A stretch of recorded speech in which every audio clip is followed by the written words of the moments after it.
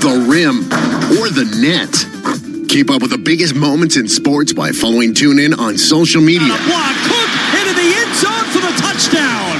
From reminders of the live top games to tips of the best sports stations and podcasts. Welcome to Undisputed. We are live from Los Angeles. I'm Jenny Taft here with Skip Bayless. Follow at TuneIn on Facebook, Twitter, and Instagram to get the most out of TuneIn.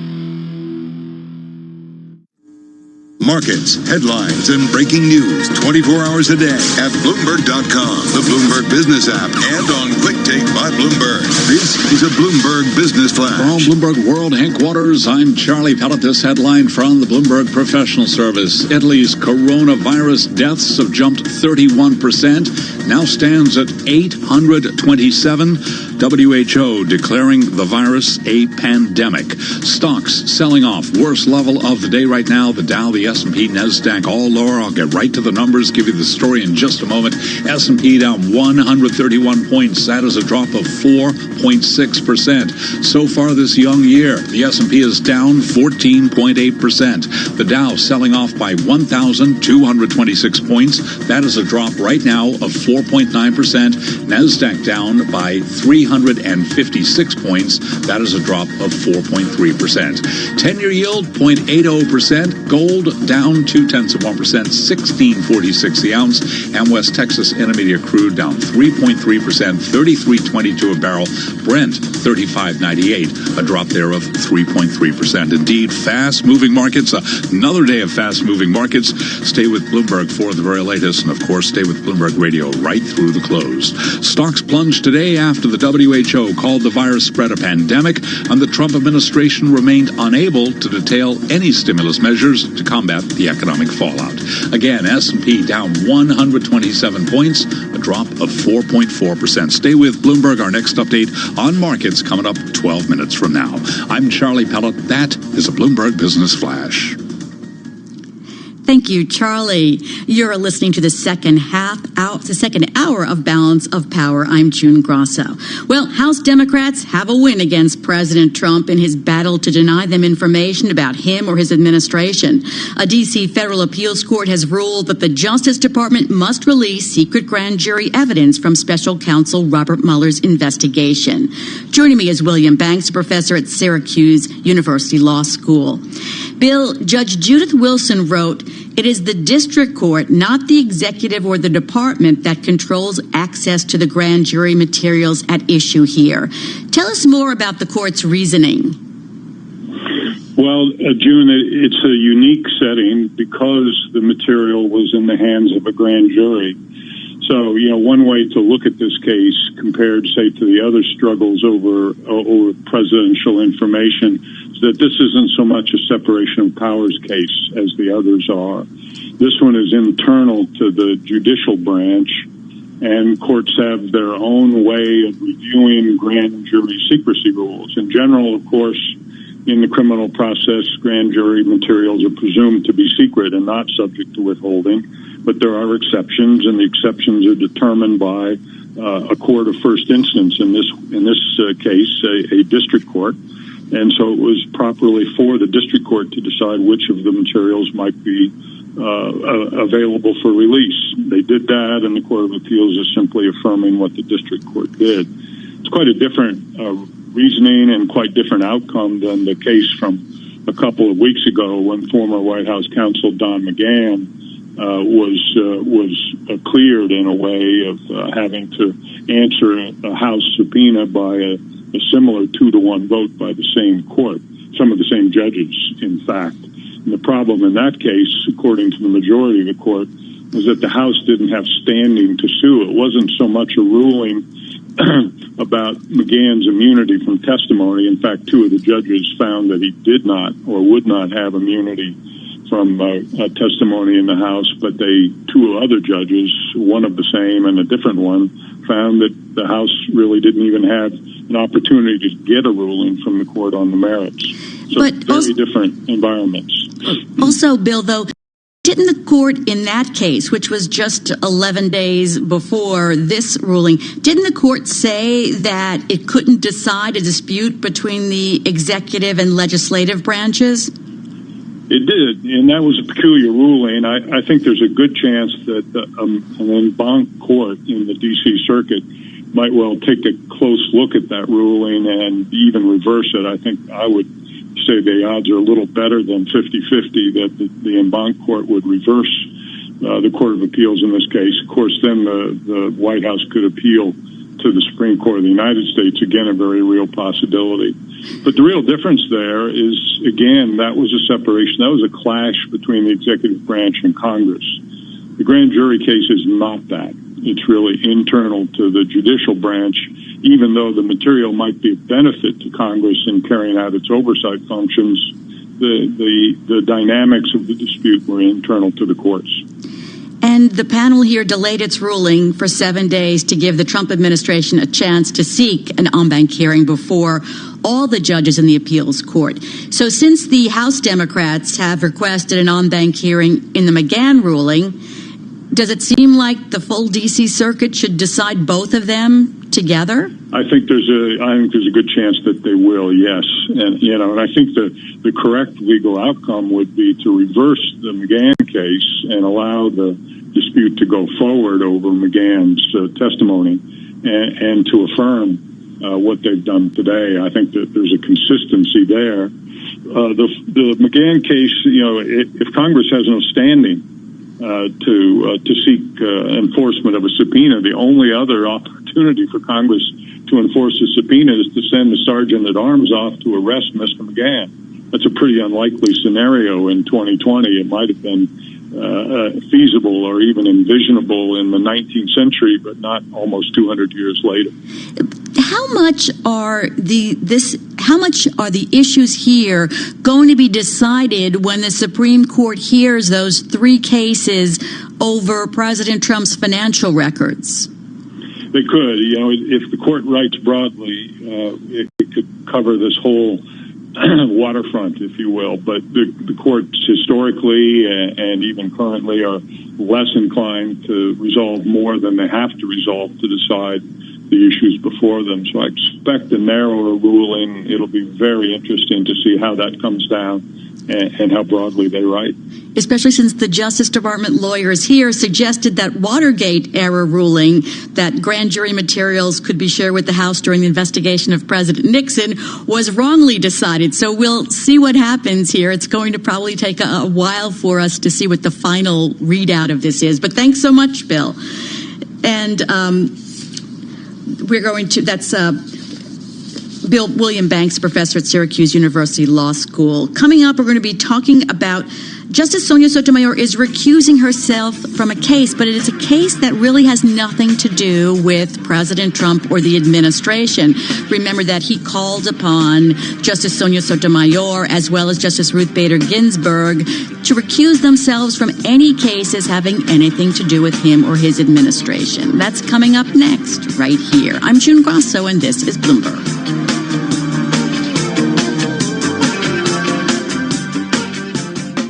This is a Bloomberg Money Minute. U.S. stocks are plunging after the World Health Organization called the spreading coronavirus a pandemic, and the Trump administration remained unable to detail any stimulus measures to combat the economic fallout. The Dow is down 1,270 points, or 5%. S&P 500 down 134 points. The Nasdaq dropping 370. Shares of Boeing are falling after revealing that last month it had more cancellations of airplane orders from customers than it had new orders.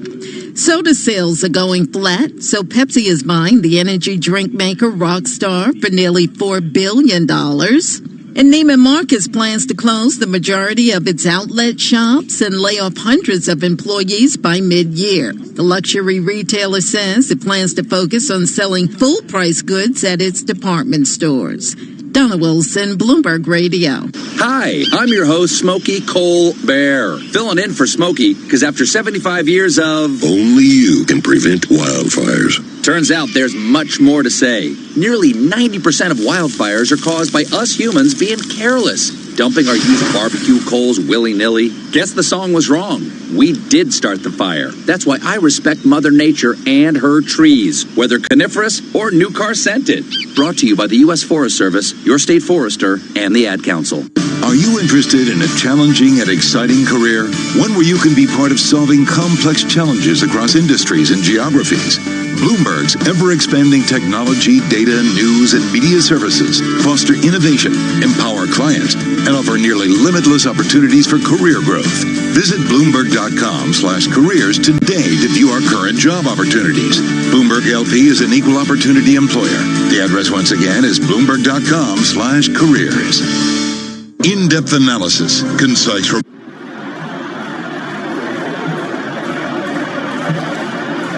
Life. It's a funny old game, isn't it? 1 minute you're on top, the next, you need all the help you can get. Yeah, later, yeah. So make sure you're there for those around you. Don't just be a spectator. Be a supporter. Bleed for life. Join us at blood.co.uk. At Asda, with our great range of beers and cider, it looks like you're hosting. Get 2 packs for just £18 or just £10 each. Like 12 bottles of Corona or 10 cans of Copperberg Cherry. Cracking brands, refreshing prices. Don't compromise. Asda. Save money. Live better. Selected stores subject to availability. Offer ends 18th of March. 330 millilitres each. Drink aware. The puck drops. 12 players face off to win. The suspense is pure torture, but you wouldn't miss this for the world. TuneIn brings you every minute of the NHL season. Listen live to hockey when it matters most on TuneIn. Did you know your favorite radio stations are in your pocket? Yes, the TuneIn app lets you listen to the same radio stations you pick up on your home or car radio anywhere you want. To see all the stations broadcasting in your area, find the local radio section on the home screen. Keep it local with TuneIn. When you're not listening to your team, take it to the end zone, the rim, or the net. Keep up with the biggest moments in sports by following TuneIn on social media. Block, Cook into the end zone for the touchdown. From reminders of the live top games to tips of the best sports stations and podcasts. Welcome to Undisputed. We are live from Los Angeles. I'm Jenny Taft here with Skip Bayless. Follow at TuneIn on Facebook, Twitter, and Instagram to get the most out of TuneIn. This week on the New Yorker Radio Hour, we'll ask whether America is ready to elect a Democratic Socialist for president. Plus, the science fiction legend William Gibson on climate change and the end of the future. How often do you hear the phrase, the 22nd century? Don't hear it. We no longer have that sense of cultural anticipation. Listen to this episode of the New Yorker Radio Hour on TuneIn today. Prepare, file, and disseminate regulatory and disclosure documents such as registration statements, M&A documents, and mutual fund prospectuses and reports. Command provides a full range of services to help you effectively complete your deal, meet your disclosure requirements, and achieve your shareholder communications objectives. Visit our website at commandfinancial.com and learn how we're evolving, not only with the times, but also with your business requirements. Command Financial. Redefining financial printing.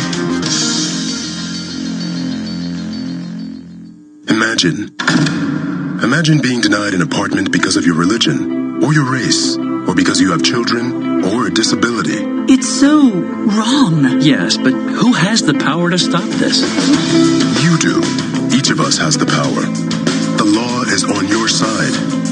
It's illegal for landlords to discriminate because of race, color, religion, sex, national origin, disability, or familial status. If you suspect that you have experienced housing discrimination, file a complaint with HUD immediately so we can investigate it. Fair housing is your right. Use it. To learn more, visit HUD.gov/fairhousing. That's HUD.gov/fairhousing. Or call 1-800-669-9777. 1-800-669-9777. A public service message from HUD in partnership with the National Fair Housing Alliance. My mother was always very active and independent, and she was familiar with her neighborhood. remember it. But one day, she stopped at the stop sign for much longer than usual. She wasn't even really sure where she was at. It's important for you to talk to someone about it. I felt so much better after my son told me, Mom, we'll figure it out. When something feels different, it could be Alzheimer's. Now is the time to talk. Visit alz.org/ourstories to learn more. A message from the Alzheimer's Association and the Ad Council. That saying, success breeds success, it's true. Are we seeing any improvement? Carol Massar and Jason Kelly. How would you describe your outlook? Weekday afternoons at 2 Eastern on Bloomberg Radio. Bloomberg Business Week, now live on YouTube. Broadcasting live from the Bloomberg Interactive Brokers Studio in New York. Bloomberg 1130 to Washington, D.C. Bloomberg 99.1 to Boston. Bloomberg 1061 to San Francisco. Bloomberg 960 to the country. Sirius XM Channel 119 and around the globe. The Bloomberg Business app and BloombergRadio.com. This is Balance of Power with David Weston. I'm June Grosso, sitting in for David Weston in this half hour of Balance of Power. Coming up, we'll tell you about the case that Justice Sonia Sotomayor is recusing herself from. But first, let's get a check on the markets from Bloomberg's Charlie Pellet. Not looking so good there, Charlie. Well, certainly not for the bulls. We've got the Dow, the S&P, and NASDAQ all declining. Right now, I'm looking at a 118-point drop in the S&P 500 index. That's a decline of 4.1%. The Dow is down 1,141 points, a drop there of 4.6%. NASDAQ plunging 328 points, a decline there of 4%. 10 years up 12.30 seconds. Yield on the 10-year right now is 0.76%. Gold down 0.5%, 16.40 the ounce. And West Texas Intermediate crude oil dropping 2.9% right now, 33.36 a barrel. Stocks plunged after the World Health Organization called the virus a pandemic. Also, the Trump administration remained unable to detail any stimulus packages to combat the economic fallout. Treasury slumped after a historic rally. S&P now down by just about 4.2%. Another day of fast-moving markets. Got to stay tuned to Bloomberg Radio right through the close. And, of course, we'll find out how Asian markets react tonight. Right now, we have got, as I mentioned, the S&P tumbling 4.2%. And, again, the Dow down 4.6%. Industry data show the coronavirus outbreak is causing supply disruptions across the United States. And covering that story for us, here's Bloomberg's Vinny Del Giudice. The data from the Institute for Supply Management are telling. Nearly 75% of American companies have experienced supply chain disruptions because of transportation restrictions tied to the virus outbreak. Moreover, 1 in 6 companies surveyed have lowered revenue targets. The ISM survey also reveals that manufacturers with a presence in China report operating at 50% of capacity with 56% of normal staff. Vinny Del Giudice, Bloomberg Radio. And Google, meanwhile, telling its staff in North America, the UK, and Europe to work at home unless they have to go into the office. This according to a memo seen by Bloomberg. Capital One Financial requesting its employees work from home if they can. And Starbucks will expand emergency pay for staff affected by the coronavirus in its U.S. stores, the latest major company to adjust paid leave policies in response to the worsening outbreak. Our coverage continues. Keep it locked into Bloomberg Radio, recapping the Dow, the S&P, and NASDAQ all lower.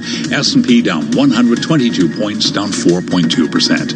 I'm Charlie Pellet. That's a Bloomberg Business Flash. Balance of Power with June Grosso continues.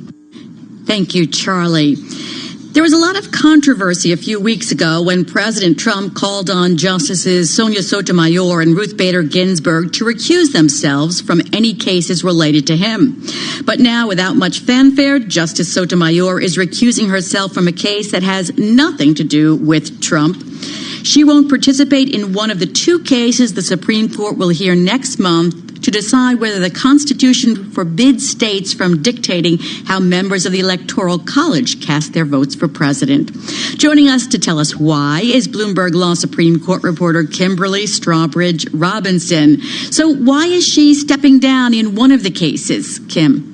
Well, we got a letter from the Supreme Court yesterday that Justice Sotomayor had discovered that one of the parties in the case was actually a close personal friend. And she said, given that that could be seen as her having a bias in favor of her friend, that she's removing herself from one of the cases. So, as you mentioned, this was an old family friend of Sotomayor's who even attended her confirmation hearing. Does it seem a little odd that she wouldn't know her friend was a party in the case? Was this a question of her feeling pressured? Well, we don't really know. The Supreme Court is really tight-lipped, especially about recusals. But we do know that the recusals happen, or excuse me, the investigations into whether a justice should recuse is up to each individual chamber alone. So it could be that one of Justice Sotomayor's clerks actually did a sort of conflict check to see if she had any and really just missed that this was a personal friend of hers.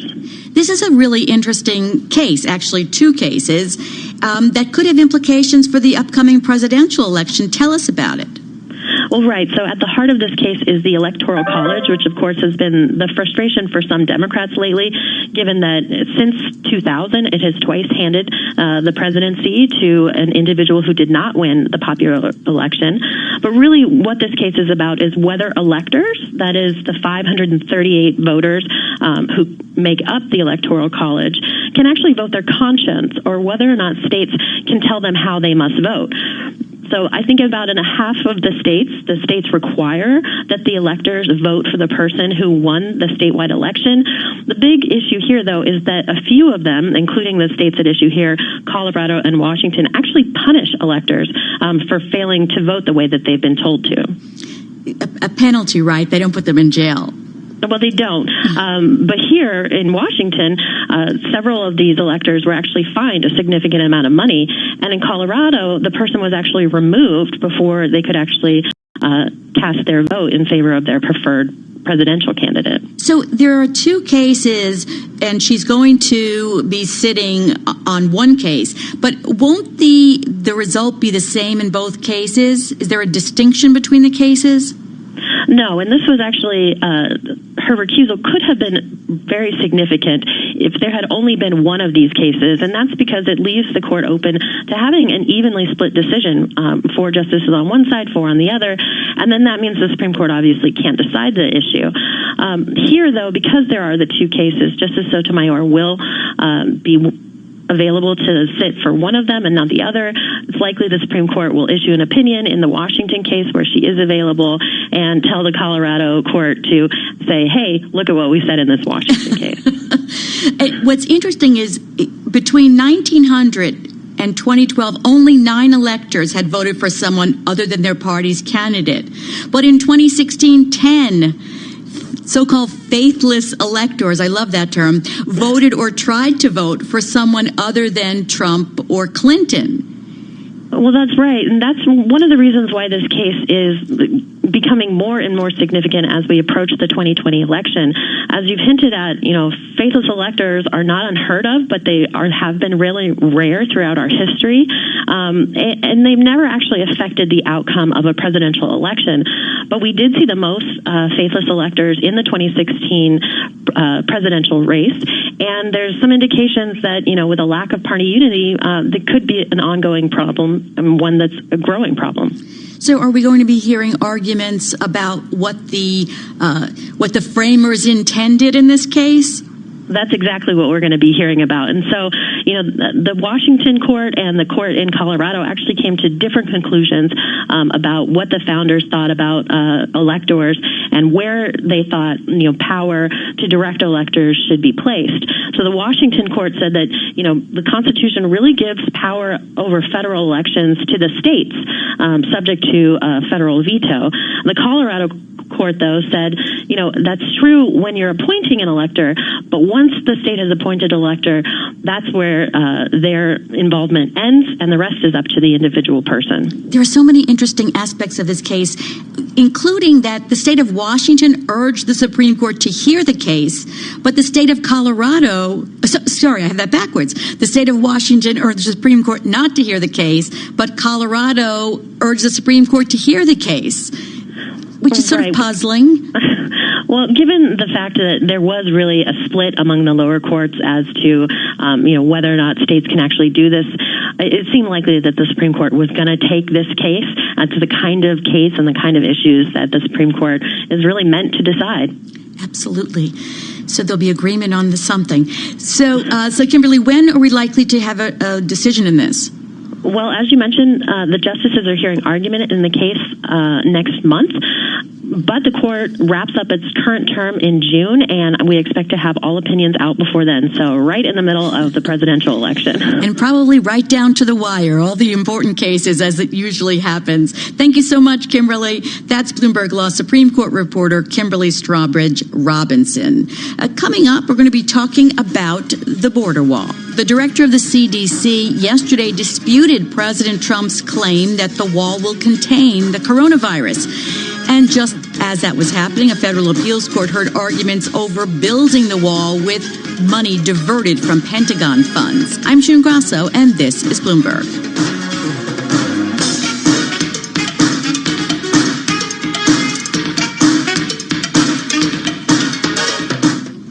Why do hedge funds and other alternative managers rely on Pershing for a highly personalized experience? Mark Alderati, a managing director at BNY Mellon's Pershing and head of Prime Services, explains. In today's fast-paced environment, where the only constants are change and volatility, you need a prime broker who's both steady and agile, focused on supporting your needs so that you can focus on growing your business and producing results. Exceptional client service and advocating for our clients is at the core of what we do. Our award-winning high-touch team is just one of the benefits of working with BNY Mellon. We help alternative investment managers create great experiences for their clients. Whether it's customized financing, securities lending solutions, platform access, or outsourced trading, BNY Mellon's Pershing is a prime broker who's committed to this business and dedicated to meeting your evolving demands. To learn more about the unique and industry-leading solutions for hedge funds and other alternative managers, visit Pershing.com. Pershing, LLC. Member FINRA, NYSE, SIPC. Message and data rates may apply. T&C and privacy terms can be found at babbel.com/terms. Please don't text and drive. Have you wanted to speak a new language, but you thought it'd be too hard or take too much time? Then try Babbel for free by texting EXPLORE to 64,000. In just 15 minutes a day, you'll be on your way to speaking a new language in just a few weeks. And right now, you can try Babbel for free. Babbel starts out teaching you words and phrases by matching them with pictures. You won't believe how easy the interactive program is. Soon the sentences get a little bigger, and before you know it, you're having simulated conversations voiced by native speakers. And because Babbel is crafted by language experts and uses the spaced repetition method, in just 10 to 15 minutes a day, you'll be speaking the language of your choice with real confidence. With Babbel, you can speak a language. Just text EXPLORE to 64,000 and start your first lesson in the language of your choice for free. Download the Babbel app or text EXPLORE to 64,000 and try it for free. Text EXPLORE to 64,000. The market.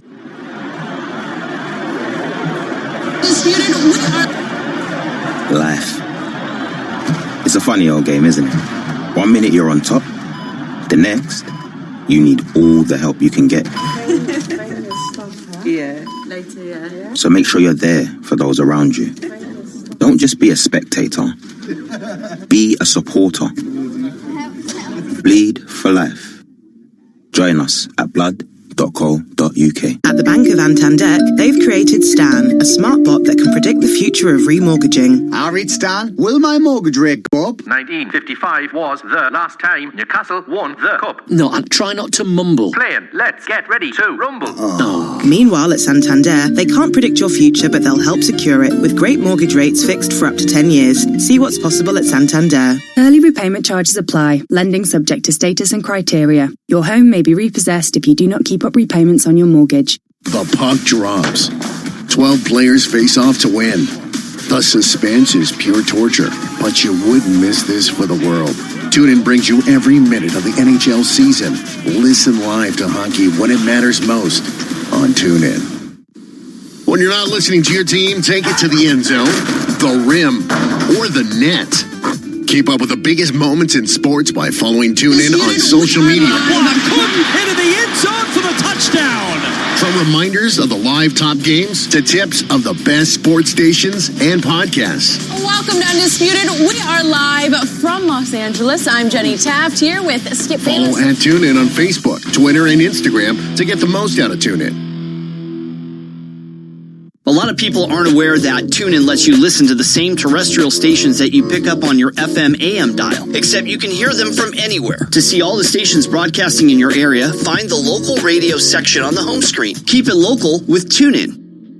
You love TuneIn for live breaking news from CNN, MSNBC, Fox, CNBC, and more. But when you can't catch your favorite show as it airs, it might just be a click away as a podcast. Search your favorite news station to explore all the on-demand news shows on TuneIn. The hard part was determining that I was going to do it, but I definitely didn't do it alone. At age 30, with the help of her mentor, Carissa finished her high school diploma. I have a mentor, Maria. She convinced me to continue my education and to finish what I started to get my diploma. Just never judges. She's a true role model. If you're even considering getting your high school diploma, go get it. You can do it. No one gets a diploma alone. If you're thinking of finishing your high school diploma, you have help. Find free adult education classes near you at finishyourdiploma.org. That's finishyourdiploma.org. Brought to you by the Dollar General Literacy Foundation and the Ad Council. Asset managers who seize change to launch new strategies, add distribution channels, or exploit new technology to re-engineer the investor experience are often rewarded. However, in an industry paralyzed with complexity, few act with agility or decisively. Few run their business strategically. Yet, the most competitive managers in the market know with the right partner and a flexible operating platform, you can. Go boldly toward change with SEI Investment Manager Services. I'm Steve Meyer, president of SEI's Investment Manager Services. At SEI, we understand the emerging forces that will define success for asset managers and what firms will need to compete tomorrow. That's why we continually optimize SEI's global operating platform. If your business requires greater agility, our advanced technology, integrated best-in-class systems, and multi-asset expertise can be your catalyst for business transformation. With SEI Investment Manager Services, you lead the charge in a competitive marketplace. Learn more at SEIC.com/seize change. Markets, headlines, and breaking news 24 hours a day at Bloomberg.com, the Bloomberg Business app, and on Quick Take by Bloomberg. This is a Bloomberg Business Flash. From Bloomberg World Headquarters, I'm Charlie Pellet. Another down day for U.S. markets. Losses with stocks plunging after the World Health Organization called the virus spread a pandemic, and the Trump administration remained unable to detail any stimulus measures to combat the economic fallout. Treasury slumped after that historic rally. Right now we've got the 10-year up 19-30 seconds, the yield checking in at 0.74%. S&P down 129 points, down 4.5%. The Dow is down 1,250 points. That is a drop right now of 5%. NASDAQ is down 355 points, a decline of 4.3%. Gold, little change right now, down $5 the ounce at $16.43. West Texas Intermediate crude down 2.9%, $33.37 a barrel. Brent down 2.6%, $36.25. Again, recapping another sell-off with the S&P dropping 127 points. That's a decline of 4.4%. I'm Charlie Pellet. That, June Grasso, is a Bloomberg Business Flash. Thank you, Charlie. President Trump has been using the coronavirus to promote the building of his border wall, claiming the wall along the U.S.-Mexico border will contain the virus. But that claim was contradicted by the head of the CDC at a House hearing yesterday. Here's the exchange between Dr. Robert Redfield and Democratic Representative Catherine Clark.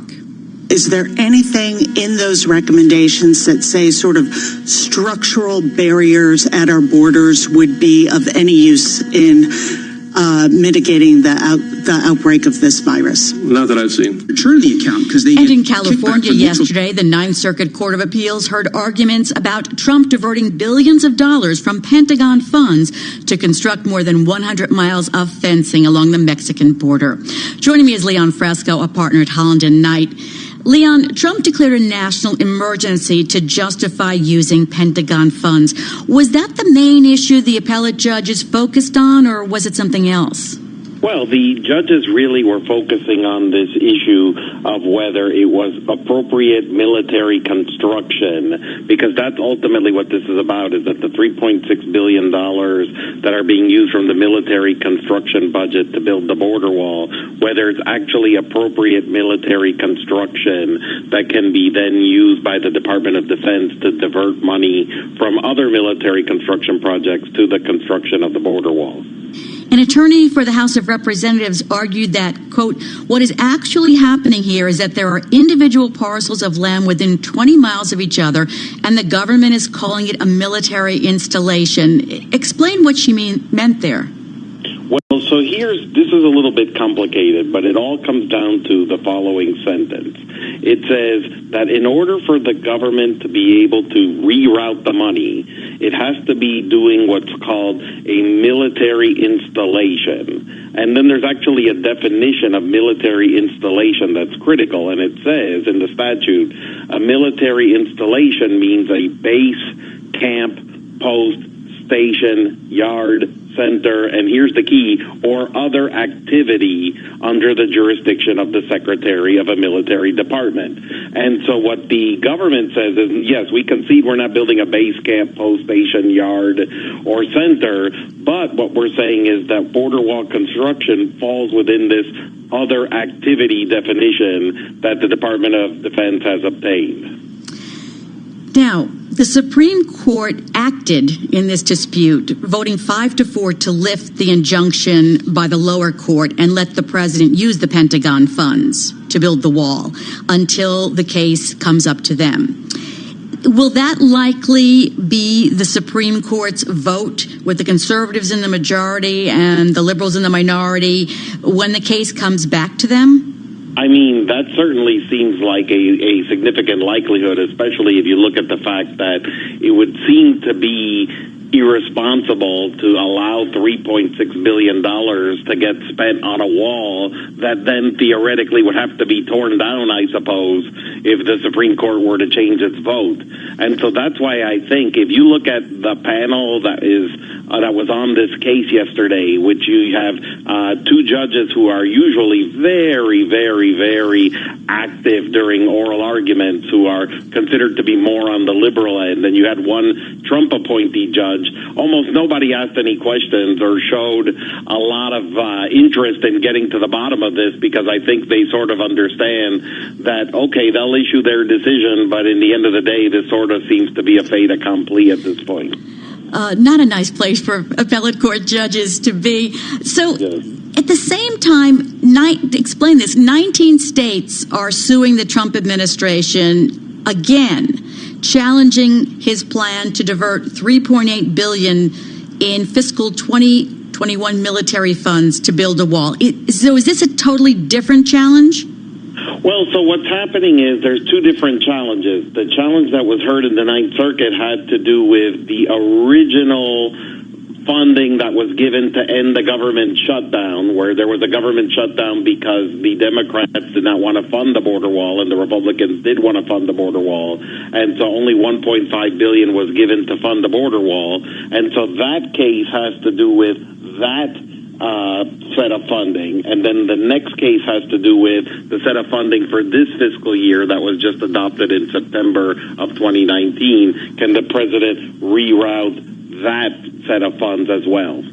But won't the issues be the same in both cases, and won't the Supreme Court be the ultimate arbiter? Yes, I mean, at the end of the day, I think it's going to be very hard if the first case is lost, and if the Supreme Court deals with the first case, that, you know, granted, there are some issues where the Congress was a little bit tighter about not diverting money, but at the end of the day, if the court allows the principle of the national security military construction emergency to trump any 100% clear statement about diverting money, then it's going to be the same for both cases at that point. So it doesn't really matter how clear the statement is.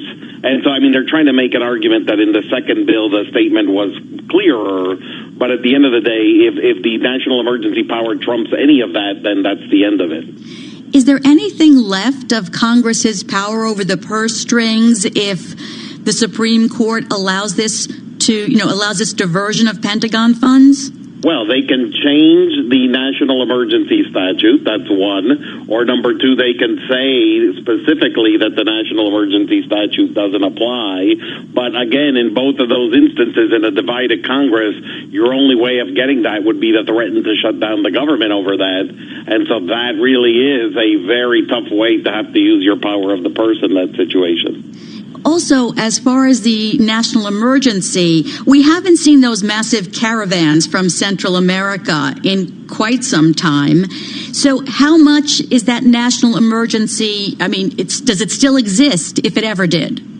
Well, so that's going to be an interesting question with regard to when the court, if it actually wants to give an analysis that lasts longer than just this case and wants to give guidance for future cases, does it make a decision on when the national emergency had to have occurred? Because that's a very interesting question. Is if we look at, did it occur on the day it was declared, as opposed to does it have to continue to occur in the future? Then that's going to be a very important point for the court to consider, because it certainly isn't the same emergency today that it was before. Although now the administration would make the argument, well, we need a wall to stop millions of people who have the coronavirus from sneaking into the southern border. And even if that isn't or isn't true, the point would be that would be now the shift that they'd make.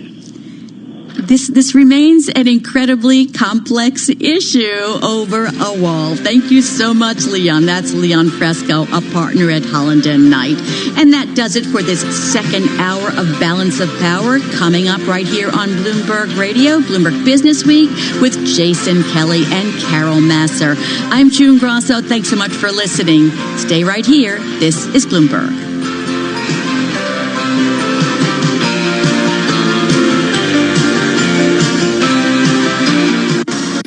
Mother's Day is coming up, so head to your local Asda in London. We've got a bottle of Assato Prosecco, was £7.50, now just £6. Thoughtful gifts, unforgettable prices. Don't compromise. Asda. Save money, live better. Selected stores subject to availability. Drink aware, 75 centilitres. Mayday, Mayday, this is Red Dwarf. Our engines are dead and we're being sucked into a black hole. Can anyone hear me? Over? The only thing that's over is us, Crichton. We're finished. Guys, relax. I've got Smart Breakdown with the AA. It sends them your vehicle's fault data, so they should know what's wrong before they even get here. I don't believe it. What, that they'll already know what's wrong? No, that you're actually capable of something useful. The future of breakdown, today. The AA. Drive smart. See theaa.com for details. Hey, have you heard? The Mayor of London has launched his latest van scrappage scheme to help tackle London's toxic air. Small businesses or sole traders like me with a polluting van could now get £7,000, which you could use to trade up to a Euro 6 vehicle. And you could get an extra £2,500 towards running costs if you go electric. The scheme is now even easier to qualify for, and it's open to any businesses with up to 50 employees, like mine. So, I'm going to search TfL Scrappage to see if I'm eligible and apply. You should do the same. To the Mayor of London and TfL, every journey matters. Delayed at the dentist and now you're late for school pickup. You need a free now. Need to take the dog to the vet before lunch. Should have gotten a free now. Trying to get 4 kids and their baggage to the airport. Free now. Sometimes you can't get from A to B fast enough. Download the Free Now app today for quick pickups and reliable drivers, no matter the situation. Less hassle, more hustle with Free Now. Capital of the world, 24 hours a day at Bloomberg.com, on the Bloomberg Business app, and on Quick Take by Bloomberg. This is Bloomberg Radio. This is Bloomberg Business Week. Insight from the reporters and editors who bring you America's most trusted business magazine. Plus, global business, finance, and tech news as it happens. Bloomberg Business Week with Carol Masser and Jason Kelly on Bloomberg Radio. Live from the Bloomberg Interactive Brokers studio, streaming on YouTube. Welcome to Bloomberg Business Week. It is Wednesday. I'm Carol Master, along with my co-host Jason Kelly. The theme, in a word, it's all about escalation, from the virus, the coronavirus, and financial market distress and sell-off to expectations and actions about global plans to help blunt the impact. And we had this sense that it was turning last night for sure. And then as the morning went on, as the day went on, it all started to really happen. We're going to get into that from so many different angles. Safe to say investors and the world really want action and not talk at this point, and that's what it's all about. Let's get to your top business stories. A check on that trading day. Here is Charlie Pellet. All right, thank you very much. And to underscore that point, just getting word from Delta Airlines, it is cutting its planned system-wide capacity by 15% from what was previously scheduled due to falling demand as a result of the coronavirus outbreak. Also says it will cut system-wide capacity, as I mentioned, by 15%. Trans-Pacific service by 65%. Steep losses again today for the Dow, the S&P, and NASDAQ, with the S&P 500 index extending its declines, down now by 4.3%, down 125 points. Dow Jones Industrial Average close to the lows of the day, down 1,233 points, down 4.9%. NASDAQ down 349. That is a drop of just about down by 4.2%. Your 10-year of 15-30 seconds yield right now 0.75%. Gold down 0.4%. 16.43 the ounce. West Texas Intermediate crude oil down 2.6%, 33.46 a barrel. Again, recapping, S&P lower by 126 points, down 4.4%. I'm Charlie Pellet. That is a Bloomberg Business Flash.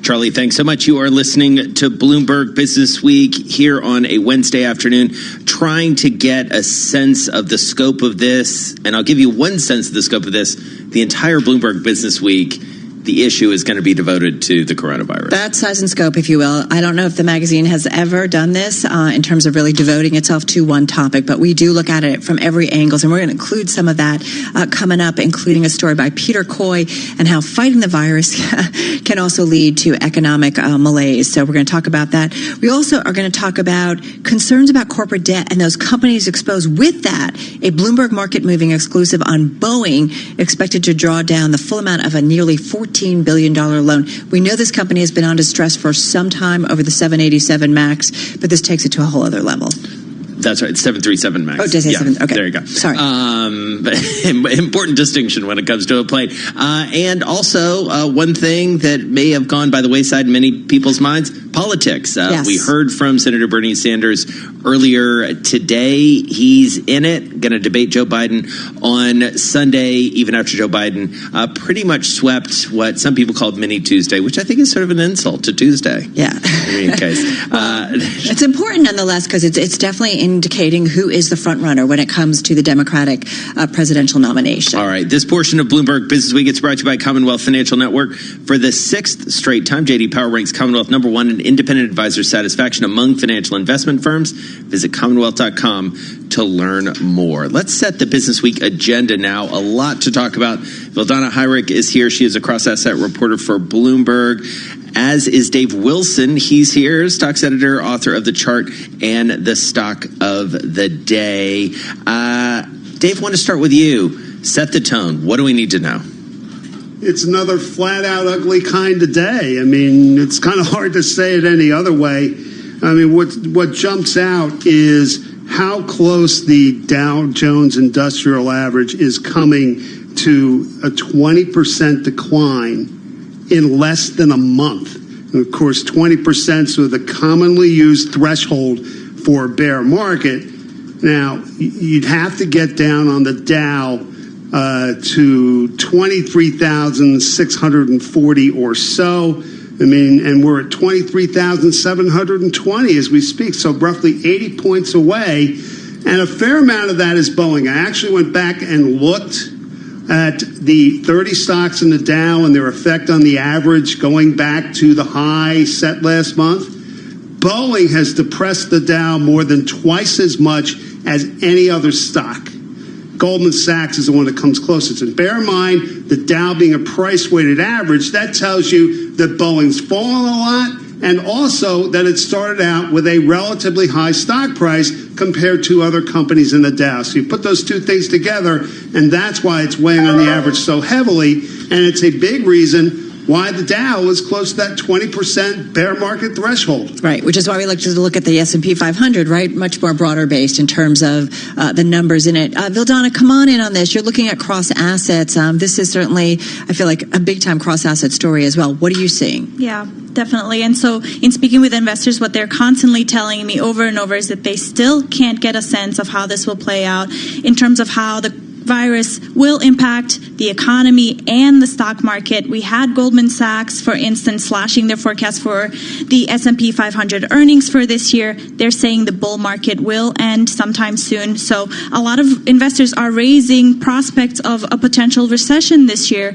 when I'm talking with them, and there's a lot of panic and a lot of fear. David Costin over Goldman expects the benchmark S&P 500 to drop to 2450 by the middle of 2020. Wow. Yeah, so another 300 points down from where we are.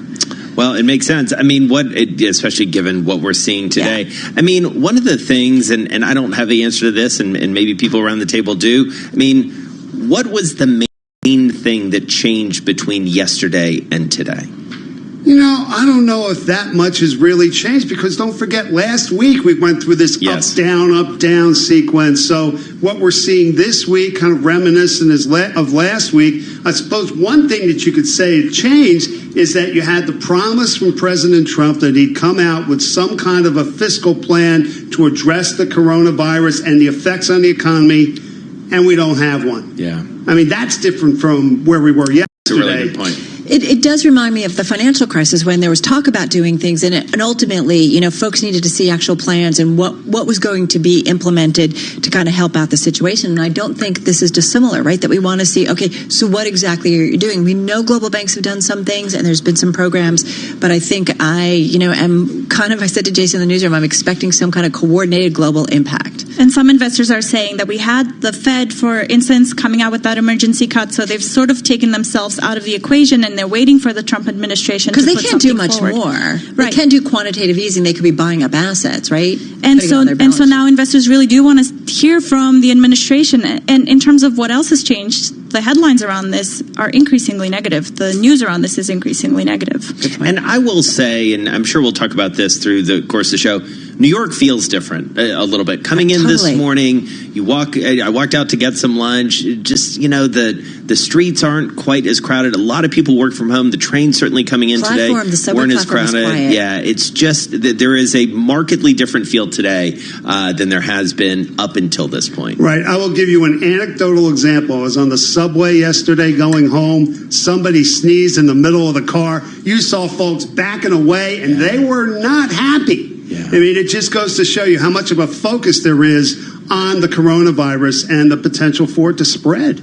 All right, we're going to leave it there. Thank you both so much. Really appreciate the context on this very busy day. Vildana Heinrich is a cross-asset reporter for Bloomberg. She was in our Bloomberg Interactive Broker studio, along with Dave Wilson. He'll be back at 3:30 Wall Street time with his chart of the day. Let's, in the meantime, do the Bloomberg Business Week bite of the day. Carol, it's one number that tells us a lot. Today's number, $500 million. Or $500 million. Adidas forecasts the coronavirus will cut first quarter profit in China by about $500 million, while German rival Puma says it no longer expects any recovery in the short term. The German sportswear maker forecasts first quarter revenue will drop 10%, stripping 400 million to 500 million euros. That's about 450 million, 570 million US from profit. Puma saying today that it cannot quantify the potential impact of the disease outbreak, and so last month's target for a 10% increase in revenue this year no longer applies. I mean, right, we've heard this from a lot of companies, Jason. Yeah. I mean, the visibility, it's just not there. It's not, and we heard early on in this saga from Nike, and so Adi and Puma coming out. No huge shock there. Let's get some world national headlines now, and Bob Moon is here for that. Hey, Bob. Jason, thank you. Offering few details so far, the Trump administration says it's putting together proposals to deal with the economic effects of the coronavirus crisis. Bloomberg's Irv Chapman reports from Capitol Hill. Hard-hit taxpayers getting delays in their tax payments could put $200 billion into economy, Treasury Secretary Steven Mnuchin told the House subcommittee. The first priority is small and medium-sized businesses that are directly impacted. There are a large number of workers that are going to be required to self-quarantine. For small and medium-sized businesses, we think it's appropriate for the government to pick up those costs. Mnuchin said a further stimulus proposal might include a payroll tax cut, plus loan guarantees, not bailouts, he stressed, for the travel industry. On Capitol Hill, Irv Chapman, Bloomberg Radio. After a trouncing in the latest round of primary elections yesterday, Senator Bernie Sanders insists he's looking ahead to the next contests. The Democratic presidential hopeful was still hopeful as he spoke today at his headquarters in Burlington, Vermont. Donald Trump must be defeated, and I will do everything in my power to make that happen. Sanders is set to debate Joe Biden on Sunday in Arizona before TV cameras, but no audience in the auditorium. The Democratic National Committee made the decision to limit the possibility of crowd exposure to the coronavirus outbreak. 2 subway trains have collided in the Mexico City metro system, killing 1 person and injuring 41. Mexico City Mayor Claudia Sheinbaum says one of the trains apparently reversed into another train by accident, leaving 1 car stacked atop the crumpled ruin of another. Global news 24 hours a day, on air and on Quick Take by Bloomberg. I'm Bob Moon. If morning is not your favorite part of the day, then maybe you're not listening. We're finally starting to make a move. Tom Keene. What would you expect from Bezos next? Jonathan Farrell. How uncomfortable should central banks be with this situation? Morning should be good for you. We had no idea where this would head on that morning after. Bloomberg Surveillance. Weekday mornings at 7 Eastern. On Bloomberg Radio, the Bloomberg Business app, and BloombergRadio.com. Bloomberg. The world is listening. Listen, as a hiring manager, I've got to tell you, the best job candidate isn't always the typical candidate. Sometimes they're a grad of life. Meet the grads of life. Young adults of unique determination and experience. An ideal fit for your company in an entry-level position, internship, or mentorship. They might not have every qualification you typically look for, but they're exactly who your company needs. Sometimes the best candidates aren't the ones you're used to. Go to gradsoflife.org to learn how to find, cultivate, and train this great pool of untapped talent. Brought to you by the Ad Council and gradsoflife.org. Are you interested in a challenging and exciting career? One where you can be part of solving complex challenges across industries and geographies. Bloomberg's ever-expanding technology, data, news, and media services foster innovation, empower clients, and offer nearly limitless opportunities for career growth. Visit Bloomberg.com/careers today to view our current job opportunities. Bloomberg LP is an equal opportunity employer. The address once again is Bloomberg.com/careers. Imagine being fired because of who you love. Imagine being denied medical treatment because of who you marry. Imagine being evicted because of who you are. Millions of Americans don't have to imagine this. They have to live it. Because in 31 states, it's legal to discriminate against LGBT people. Get the facts at beyondido.org. Brought to you by the Gill Foundation and the Petrol or electric? Why choose petrol and electric? Discover the BMW plug-in hybrid and electric range. 14th to the 21st of March. Visit your BMW retailer. Sometimes electric, always BMW. Participating retailers only. Switch to Sky Broadband Superfast. It's so reliable, we'll guarantee your speeds or money back. And for a short time only, it's just £25 a month for 18 months with a $19.95 setup fee. So stay connected with super reliable, super fast broadband at a super low price. Switch or recontract today. Search sky.com. Offer ends 12th of March. Prices may change during this period. Includes Sky Pay As You Talk. Sky Fibre areas only. Speeds vary by location. 1 month subscription refund if speeds drop below minimum download speed for 3 consecutive days. Claim twice in minimum term after first 14 days. See sky.com/guarantee. The government has coordinated and streamlined its coronavirus messaging, but is it the right message? What's really necessary is for the people in the government who don't know the details to stop telling us things like there will be a vaccine in 1 year. Stop it. That's not helpful. Making sense of the noise and the silence on this week's On the Media from WNYC. Listen to the On the Media podcast from WNYC Studios on TuneIn today. The puck drops.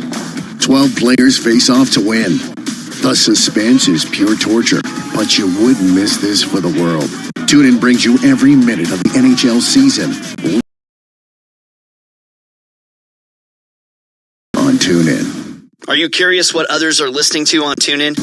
The trending section under Browse to see the most popular stations and podcasts among TuneIn listeners right now. Check it out. You might just discover something new for yourself.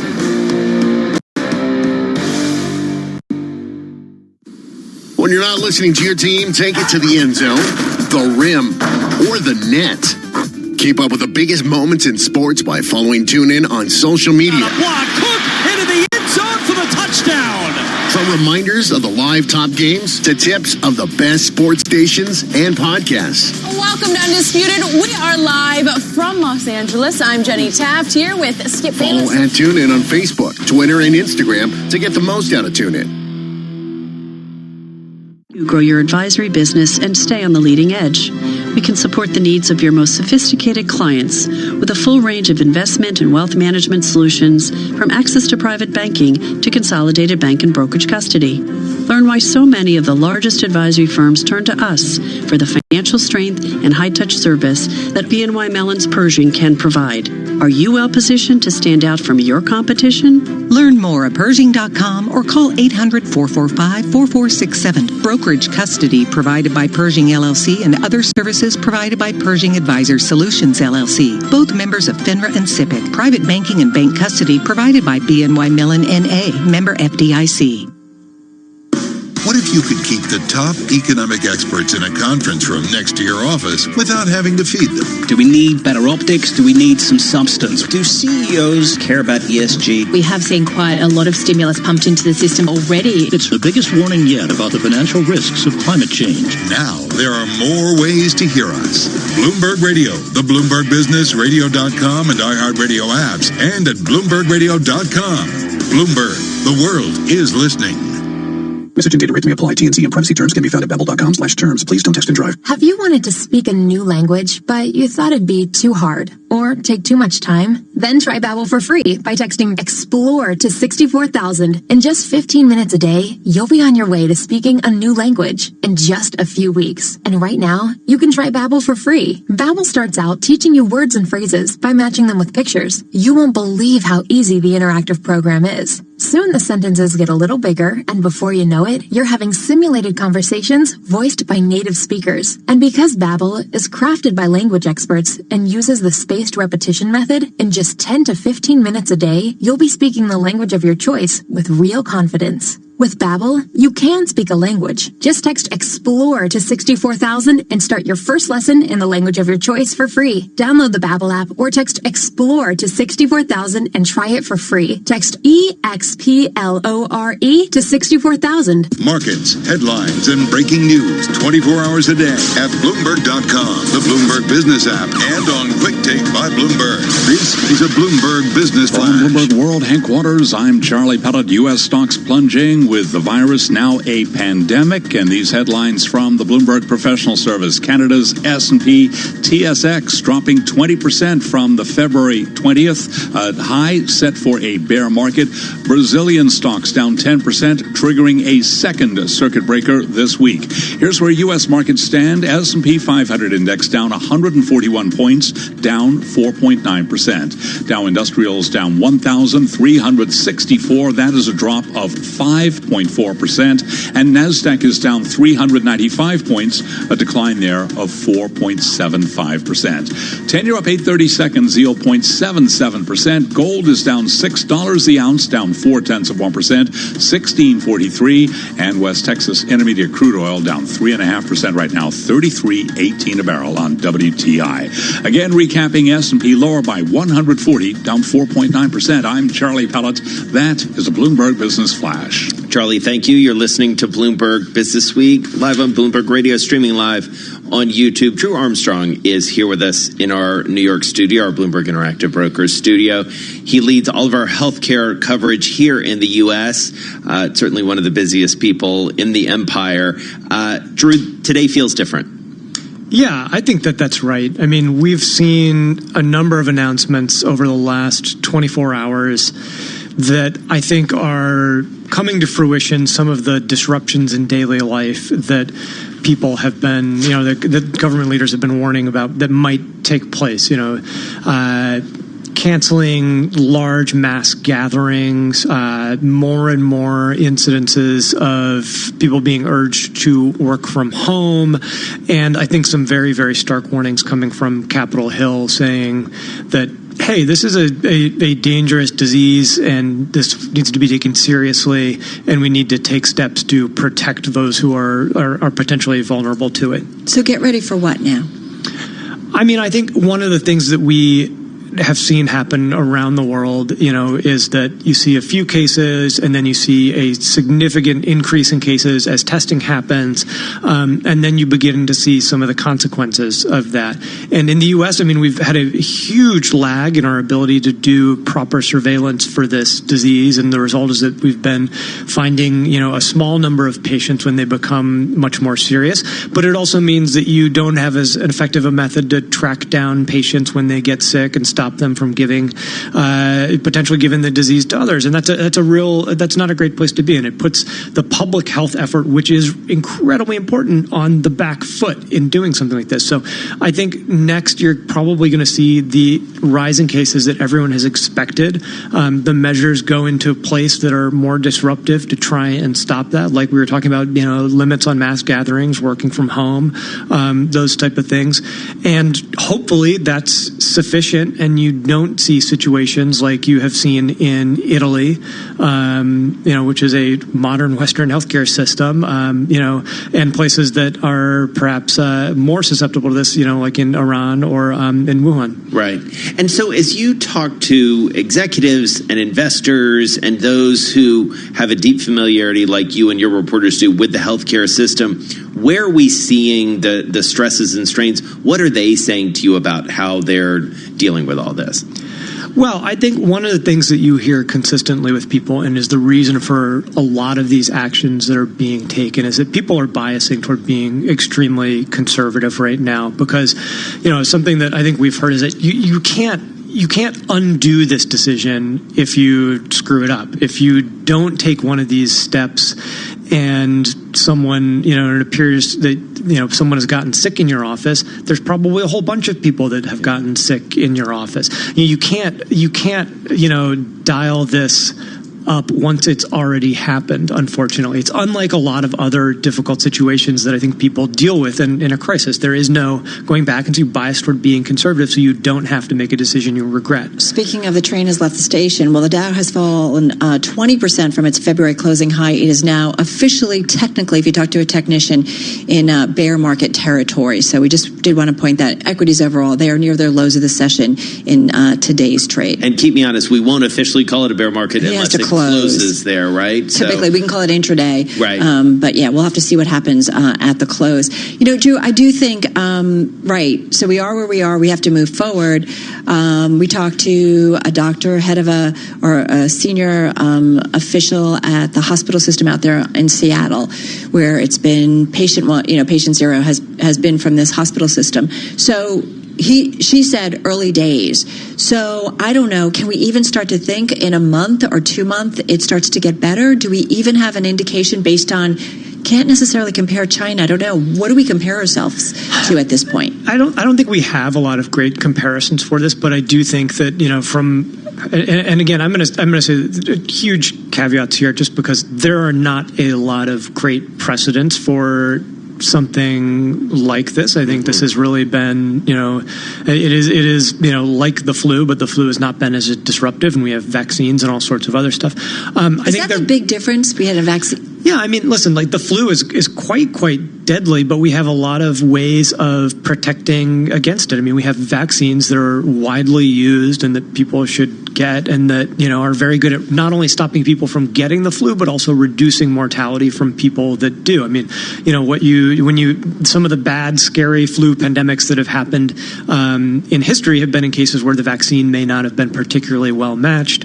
or we've been in cases where there are new strains of the flu that people don't have that built-in immunity need to. I mean, keep in mind, we have been exposed to flu viruses our whole lives, and so our immune system does have some recognition of them and ability to fight them in some cases. That's not necessarily as much the case it appears, and we're still learning a lot with this. I mean, it is a little more novel situation, but no, I mean, these things take time. I mean, when you're talking about week-long incubation periods, long times that people are sick, it just takes a little while to get through them. Just quickly, what will make the biggest difference now? Is it more test kits so we can assess the situation? Is it people staying at home?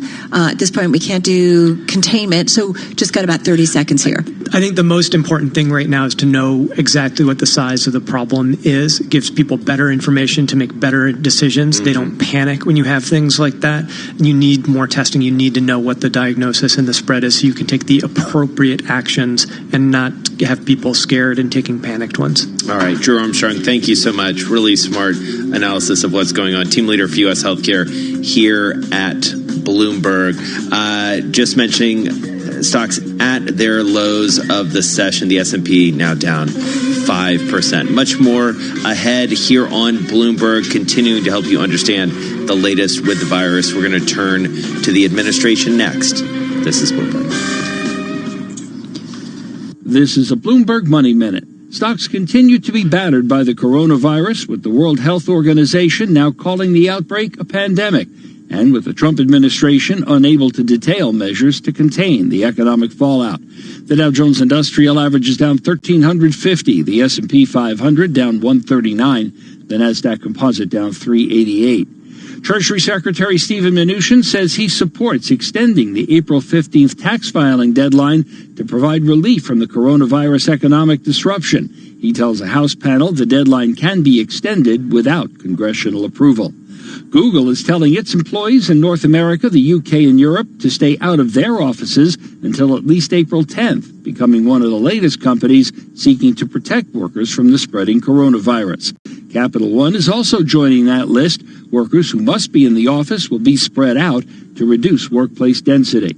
Larry Kofsky, Bloomberg Radio.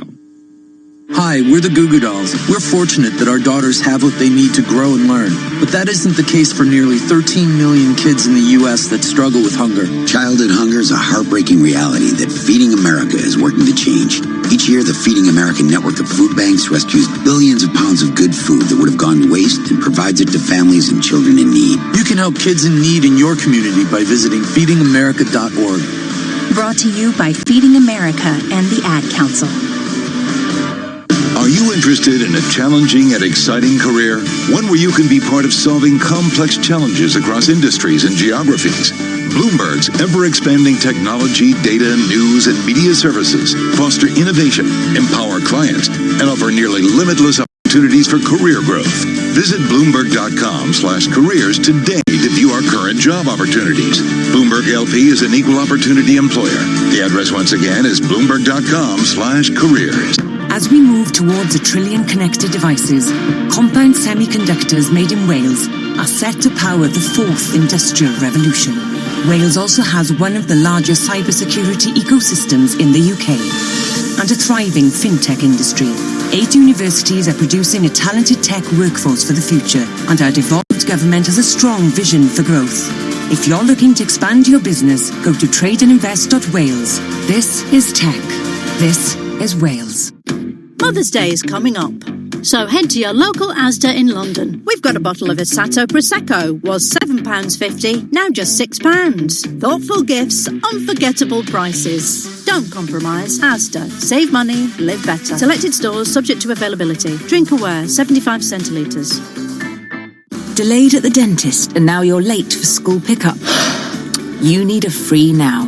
Need to take the dog to the vet before lunch. Should have gotten a free now. Trying to get 4 kids and their baggage to the airport? Free now. Sometimes you can't get from A to B fast enough. Download the Free Now app today for quick pickups and reliable drivers, no matter the situation.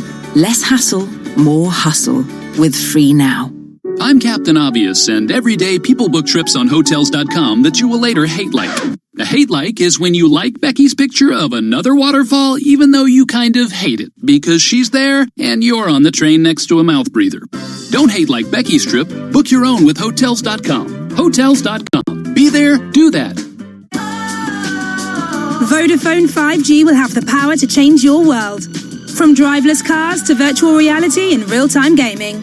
That's why we're rolling out 5G in London and across the UK. Discover Vodafone 5G on the UK's best mobile data network. The future's exciting. Ready? Vodafone. NPerf testing awarded Vodafone Best 2019 mobile internet performance based on 35,664 tests on the NPerf app in the UK. Coverage may vary. Visit vodafone.co.uk. Harry Bikers here. This message goes out to something very special. Yes, we're talking to you, chicken. Maybe we've been seeing too much of each other. But times have changed, Dave. We've been cheating on meat. Thing is, no stocks make veggie dishes so irresistible that cheating on meat is proper tasty. Our dear chicken, you were the fire in my life, but it's all about you now, aubergine katsu curry. Prepare to be wined and dined, my love. Cheat on meat with no veggie stocks. Broadcasting live to New York, Bloomberg 1130. To Washington, D.C., Bloomberg 99.1. To Boston, Bloomberg 1061. To San Francisco, Bloomberg 960. To the country, Sirius XM Channel 119. And around the globe, the Bloomberg Business app and BloombergRadio.com. This is Bloomberg Business Week. Well, coming up, we're going to take you inside the White House. Justin Sink is going to join us, help us understand the administration's response so far and maybe some of the key moments that changed the tenor. Yeah. Air Force One and Monday plays into this. It is among our most read stories on the Bloomberg. Let's get back to the markets and the trading day. We are pretty much at our lows here, Charles. We certainly are. Fast-moving markets. Keep it locked into Bloomberg Radio. Got to stay with Bloomberg Business Week right through the close, and also check out how Asian markets react tonight. Here's where we stand. First of all, stocks extending losses. S&P 500 index down now by 4.9%. The Dow has fallen 20% from its February closing high into bear market territory. The Dow now down by 1,356. That is a drop, as I speak, of 5.4%. The Dow at the low of the day. NASDAQ lower by 400 points now. It is down by 4.8%. And again, mentioning the S&P down 140 points, down 4.85%. In the year-to-date category, we've got the S&P 500 index down by 15.2%. 10-year up 4/32. Yield right now 0.79%. Gold is down 0.7%, 16.37 the ounce. Crude selling off as well. West Texas Intermediate down 3.4%, 33.18 a barrel. The stocks declined after the World Health Organization called the spreading coronavirus a pandemic. Also, the Trump administration remaining unable to detail any stimulus measures to combat the economic fallout. Nouriel Roubini is chairman and CEO of Roubini Macro Associates, and he says a payroll tax reduction just isn't happening. The Trump administration wants to have a payroll tax cut. That's not going to fly in Congress. First of all, it costs you $1.2 trillion for a year. And if you're going to wreck that, you're going to wreck Social Security and Medicare, and Democrats are not going to go for it. PepsiCo has agreed to buy energy drink maker Rockstar Inc. for $3.85 billion as the soft drink and snacks giant seeks to expand its beverage range amid waning appetite for traditional sodas. PepsiCo shares down by 3.1%. Coca-Cola, you recall, announced Coke Energy last year, adding to the stake it owns in Monster Beverage, a top-selling brand. Stifel says Pepsi's deal to buy Monster could increase the likelihood that Pepsi's deal to acquire Rockstar could increase the likelihood that Coca-Cola acquires Monster Beverage. Right now, Monster shares, they are down by 7%. Again, recapping the Dow, the S&P, and NASDAQ all declining, a 139-point drop in the S&P, down now by 4.8%. I'm Charlie Pellet, and that is a Bloomberg Business Flash. All right. Well, among our most read stories on the Bloomberg today about Monday on Air Force One and the impact that trip had on President Trump. Justin Sink is White House reporter at Bloomberg News. He's on the phone, from the White House. And I know you've got a meeting to go to shortly at the White House, but Monday was pivotal in all of this in terms of President Trump's thinking about the virus? Yeah, I mean, just talking to White House officials who have been around the president, they sort of noted that there was a real shift between the messaging that we heard before the president left Florida on Monday, where he was kind of got a keep calm and carry on attitude. He was shaking hands, he was attending fundraisers, he was golfing with members of the Washington Nationals. And after this trip back, where not only were televisions on Air Force One turned to cable news, and he was seeing the sort of dramatic fall, the biggest fall in markets since the 2008 crisis, but Congressman Matt Gaetz, a Florida congressman who had been with the president all weekend, received a call that he had been in contact with one of the people who had contracted the virus at a conservative political conference here in Washington, and so had to go self-quarantine. He kind of barricaded himself in one of the cabins on Air Force One and made everybody kind of leave him alone for the rest of the flight. And so by the time that the got back to Washington, his team had already convened a meeting of his top economic advisors, and there was a real shift in that meeting. The president was, said that he wanted to kind of immediately announce new big sweeping stimulus that could try to shore up markets during this really volatile period. And Justin, that was Monday. We all went into yesterday, and it felt like investors felt like, okay, the plan is coming. We're going to hear a plan later this afternoon. And then it didn't really materialize. We did get some reports from Capitol Hill, from some of our colleagues about the discussions back and forth. And you did some great reporting, as always, as well. What happened with all of that? Yeah, I mean, I think what really happened was the president decided that he was going to announce what he wanted before his team had fleshed it out or gotten sign-off on Capitol Hill. And so, big initiatives, especially the payroll tax cut, was something that just didn't have support, not only among Democrats, but even some Republicans who saw it as not carefully targeted enough. And so investors had a reason to think that we were going to get more details yesterday. The president himself had promised to come out and sort of detail the policies, but instead what we got was Larry Kudlow late in the day sort of admitting to reporters, hey, we still have to figure out the nuts and bolts of this before I can explain to you how we're going to pay for it, why it would be good, what the exact impact of these measures would be. And I think we're seeing the White House try to work through that now.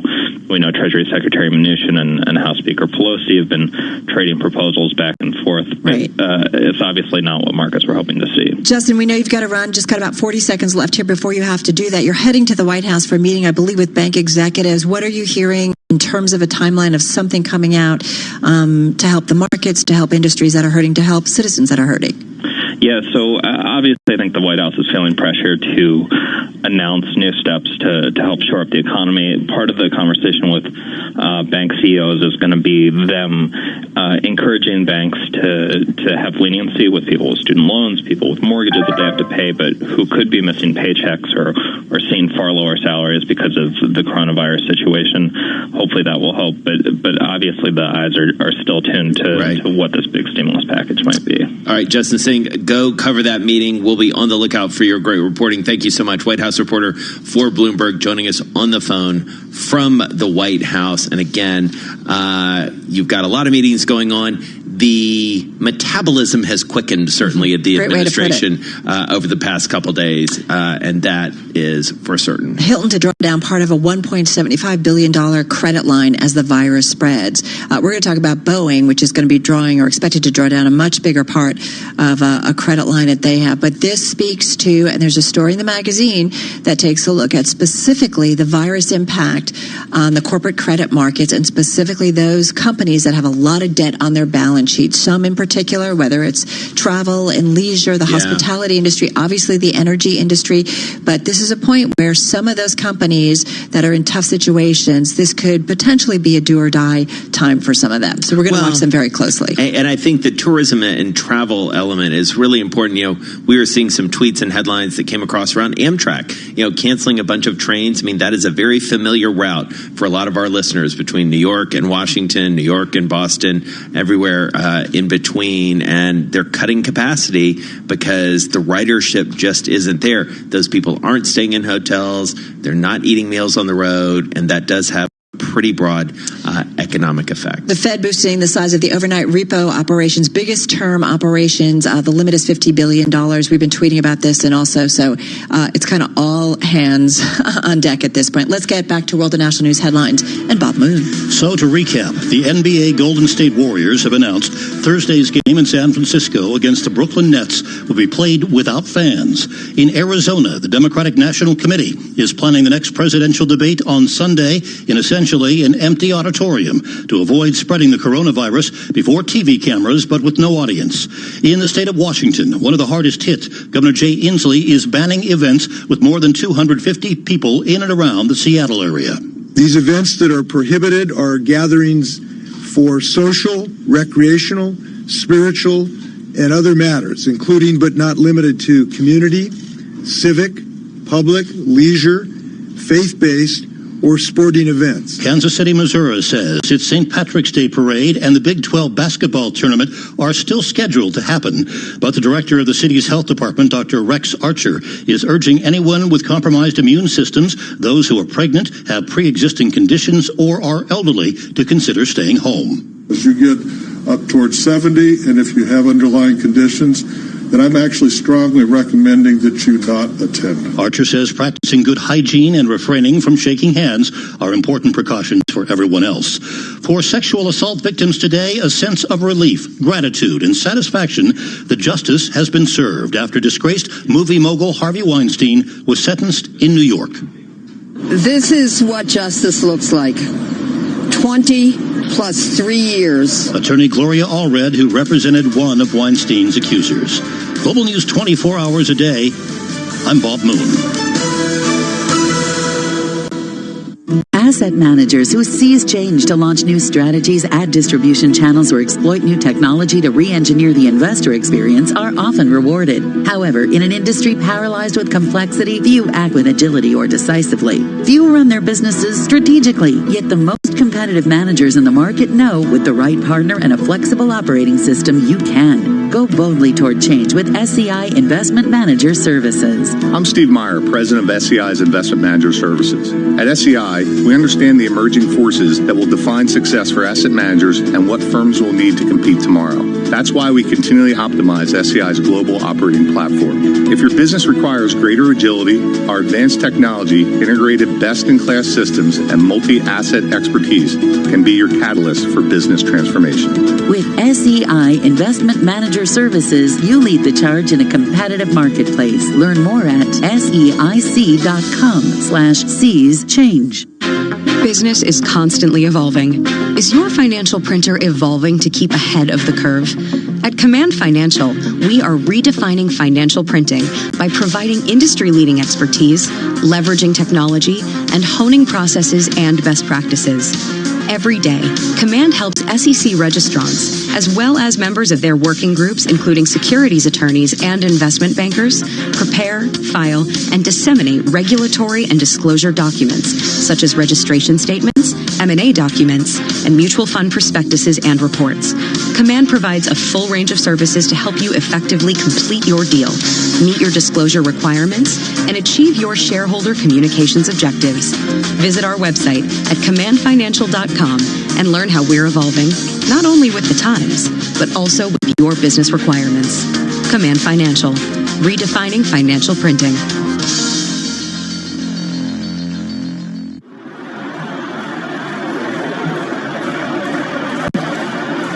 Life. It's a funny old game, isn't it? 1 minute you're on top, the next, you need all the help you can get. Yeah, later, yeah. So make sure you're there for those around you. Don't just be a spectator. Be a supporter. Bleed for life. Join us at blood.co.uk. You love TuneIn for live breaking news from CNN, MSNBC, Fox, CNBC, and more. But when you can't catch your favorite show as it airs, it might just be a click away as a podcast. Search your favorite news station to explore all the on-demand news shows on TuneIn.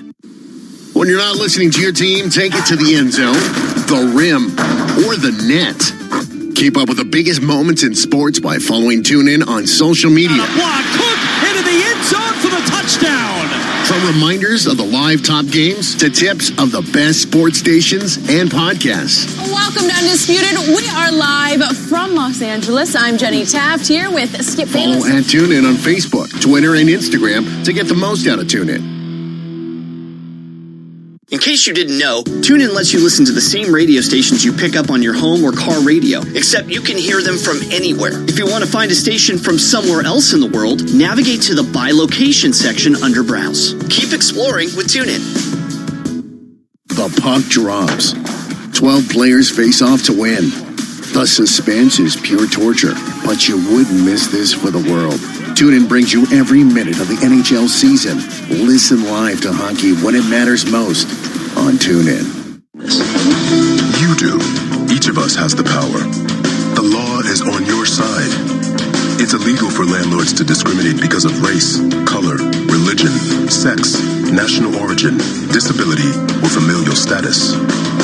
If you suspect that you have experienced housing discrimination, file a complaint with HUD immediately so we can investigate it. Fair housing is your right. Use it. To learn more, visit HUD.gov/fairhousing. That's HUD.gov/fairhousing. Or call 1-800-669-9777. 1-800-669-9777. A public service message from HUD in partnership with the National Fair Housing Alliance. Hi, everyone. Al Roker here. As a guy with his own catchphrase, I appreciate that after 75 years, Smokey's only said, "Only you can prevent wildfires." But I'm filling in because there's a lot more to report. Like when it's dry or windy. Be careful burning yard waste, because wildfires can even start in your neck of the woods. Go to SmokeyBear.com to learn more about wildfire prevention. Brought to you by the U.S. Forest Service, your state forester, and the Ad Council. Why do hedge funds and other alternative managers rely on Pershing for a highly personalized experience? Mark Alderati, a managing director at BNY Mellon's Pershing and head of Prime Services, explains. In today's fast-paced environment, where the only constants are change and volatility, you need a prime broker who's both steady and agile, focused on supporting your needs so that you can focus on growing your business and producing results. Exceptional client service and advocating for our clients is at the core of what we do. Our award-winning high-touch team is just one of the benefits of working with BNY Mellon. We help alternative investment managers create great experiences for their clients. Whether it's customized financing, securities lending solutions, platform access, or outsourced trading, BNY Mellon's Pershing is a prime broker who's committed to this business and dedicated to meeting your evolving demands. To learn more about the unique and industry-leading solutions for hedge funds and other alternative managers, visit Pershing.com. Pershing, LLC. Member FINRA, NYSE, SIPC. Message and data rates may apply. T&C and privacy terms can be found at babbel.com/terms. Please don't text and drive. Have you wanted to speak a new language, but you thought it'd be too hard or take too much time? Then try Babbel for free by texting EXPLORE to 64,000. In just 15 minutes a day, you'll be on your way to speaking a new language in just a few weeks. And right now, you can try Babbel for free. Babbel starts out teaching you words and phrases by matching them with pictures. You won't believe how easy the interactive program is. Soon the sentences get a little bigger, and before you know it, you're having simulated conversations voiced by native speakers. And because Babbel is crafted by language experts and uses the spaced repetition method, in just 10 to 15 minutes a day, you'll be speaking the language of your choice with real confidence. With Babbel, you can speak a language. Just text EXPLORE to 64,000 and start your first lesson in the language of your choice for free. Download the Babbel app or text EXPLORE to 64,000 and try it for free. Text EXPLORE to 64,000. Markets, headlines, and breaking news 24 hours a day at Bloomberg.com, the Bloomberg Business app, and on Quick Take by Bloomberg. This is a Bloomberg Business Flash. From Bloomberg World Headquarters, I'm Charlie Pellet. Stocks close to the lows of the day with a 1,300-point drop in the Dow Jones Industrial Average, down 5.4%. S&P 500 index down 136 points, lower by 4.7%. And NASDAQ is down 381 points, a drop of 4.6%. The latest bout of virus-fomented turmoil on financial markets took the Dow 20% below its February very high, putting it on the verge of ending the longest bull market on record.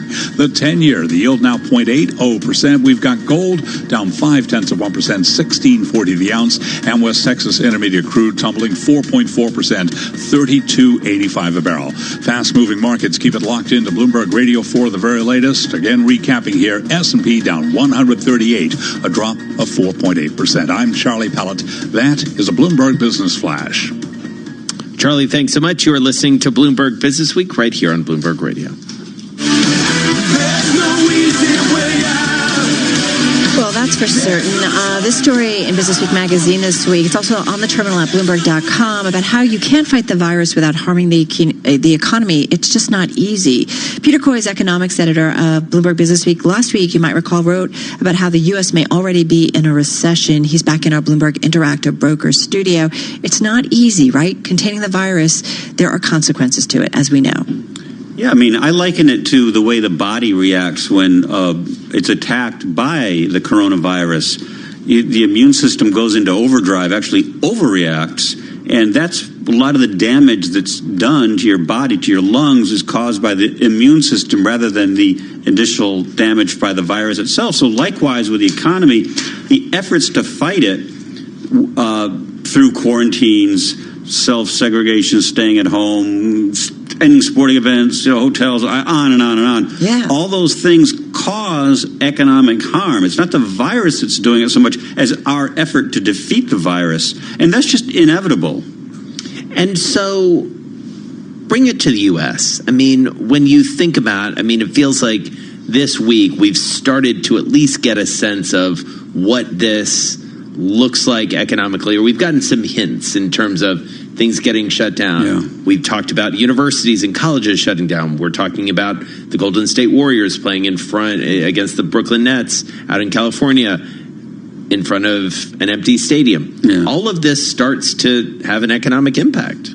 Yeah, I think day by day, people are gradually realizing this is worse than they really had thought. And that's why the markets were down again today. I mean, we almost become numb. The S&P was down like 4.8% so far today. That's just a huge number. Yeah.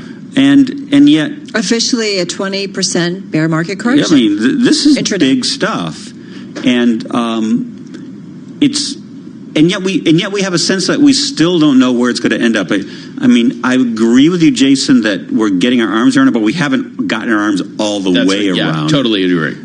So, it could get worse. Yeah. We're at a time, and certainly the magazine, there's a story about, kind of how quickly can China recover. So everybody's trying to figure that out, right? Because they had it first, and they're starting to see people come back to work and so on and so forth. And we're trying to assess the economic impact. Too early, to assess the economic impact? I think China is a fascinating case, and I wish I knew more. Wish we all knew more about what's going on in China, because on the face of it, things look really, really good. The number of cases in China is way down.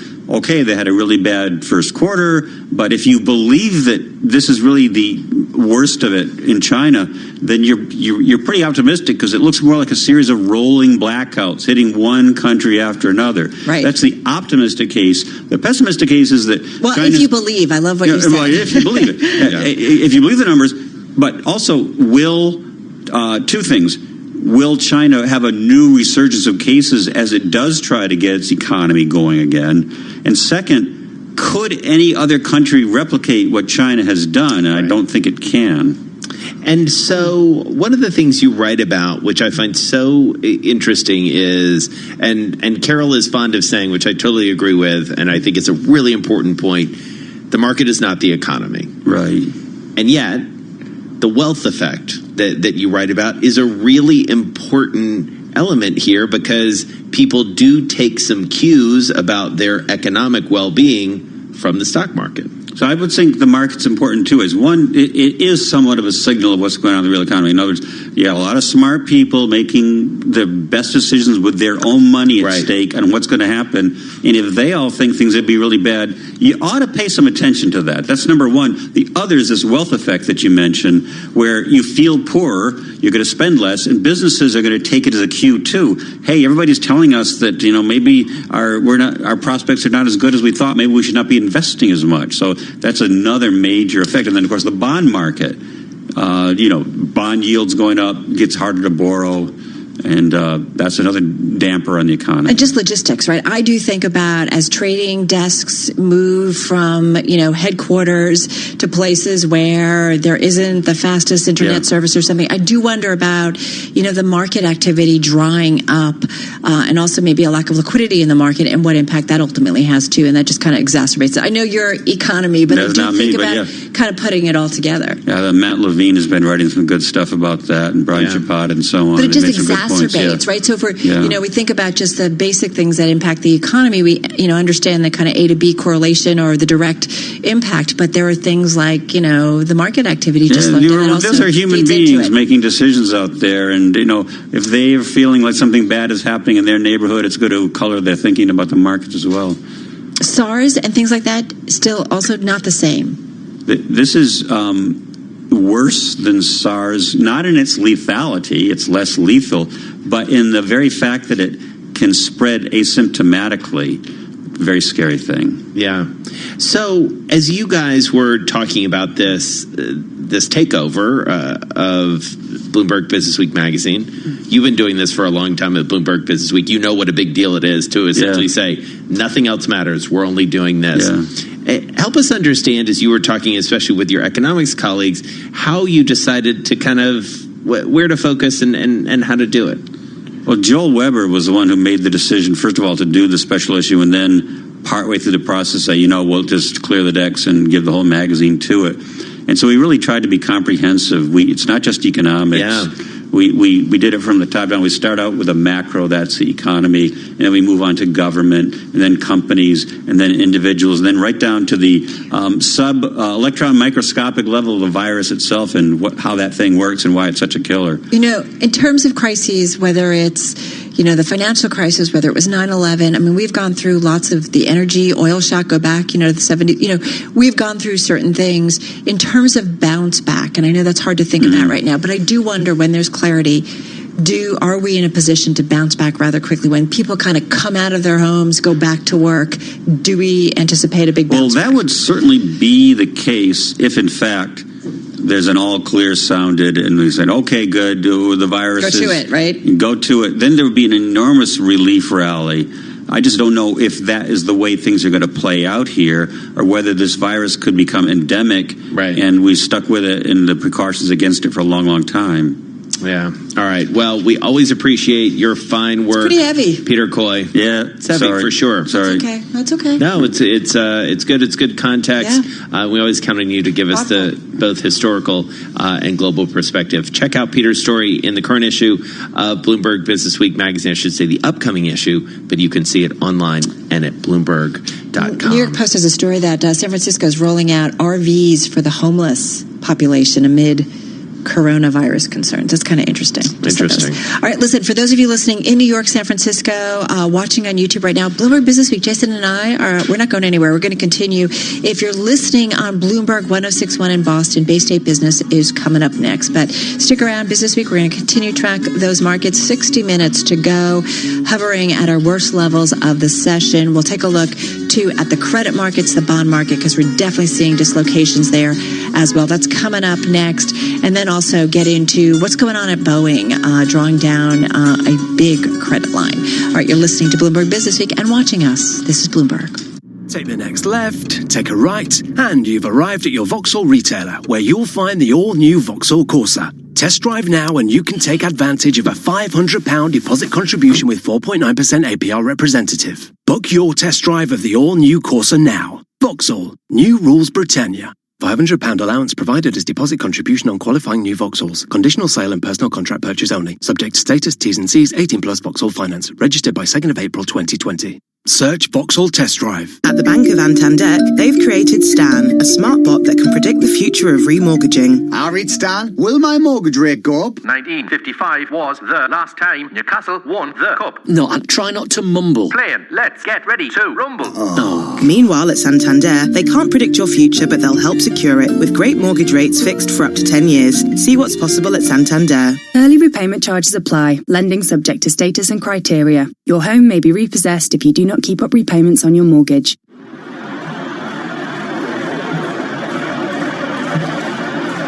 life. It's a funny old game, isn't it? 1 minute you're on top, the next, you need all the help you can get. Yeah, later, yeah. So make sure you're there for those around you. Don't just be a spectator. Be a supporter. Bleed for life. Join us at blood.co.uk. The puck drops. 12 players face off to win. The suspense is pure torture, but you wouldn't miss this for the world. TuneIn brings you every minute of the NHL season. Listen live to hockey when it matters most on TuneIn. From the financial capital of the world, 24 hours a day at Bloomberg.com, on the Bloomberg Business app, and on Quick Take by Bloomberg. This is Bloomberg Radio. From Bloomberg World Headquarters, I'm Charlie Pellet. We move into the final hour of trading on this Wednesday.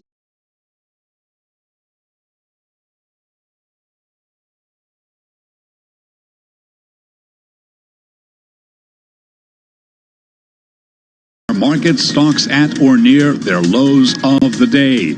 We have got 60 minutes to go ahead of the closing bell. Always gets interesting lately. Stay with Bloomberg Radio right through the close. And, of course, how are those Asian markets going to react tonight? The latest bout of virus-related selling in financial markets took the Dow Jones Industrial Average 20% below its February closing high, putting it on the verge of ending the longest bull market on record. Here's where we stand.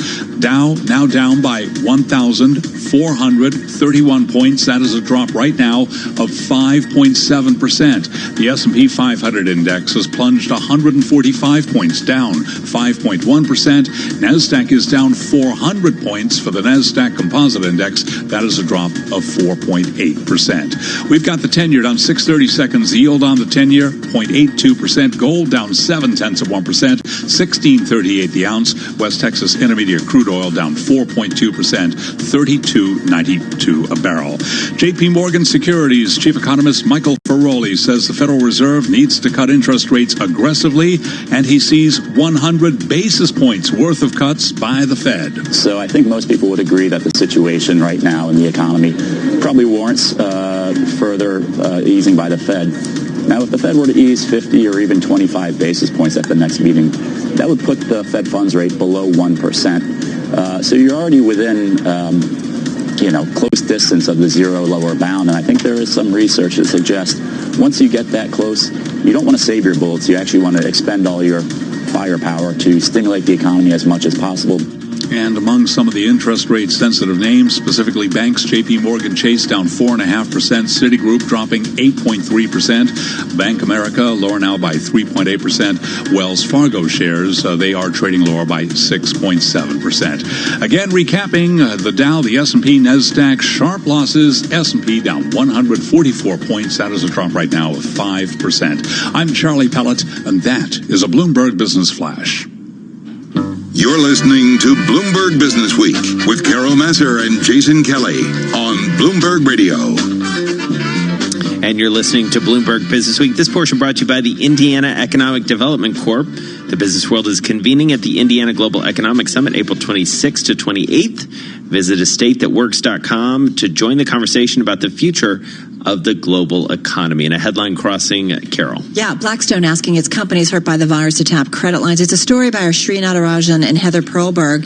And so the firm asking companies that it controls to draw down their bank credit lines to help prevent any liquidity shortfalls amid signs of mounting stress in the markets. This is according to people with knowledge of the matter. The discussions focusing on sectors impacted by the spread of the virus, such as the hospitality industry, as well as energy firms facing a slump in oil prices. This is, I feel like, a little bit of predictable, right, in terms of playbook. We're seeing more and more of this where companies have to protect themselves. Well, and keep in mind, Blackstone is a massive name in real estate. They have a lot of exposure there. They owned Hilton for a long time. Energy is 10% of their total portfolio. Yeah, so they certainly have some companies that they need to be pressing on for sure. Let's do some Business Week economics now.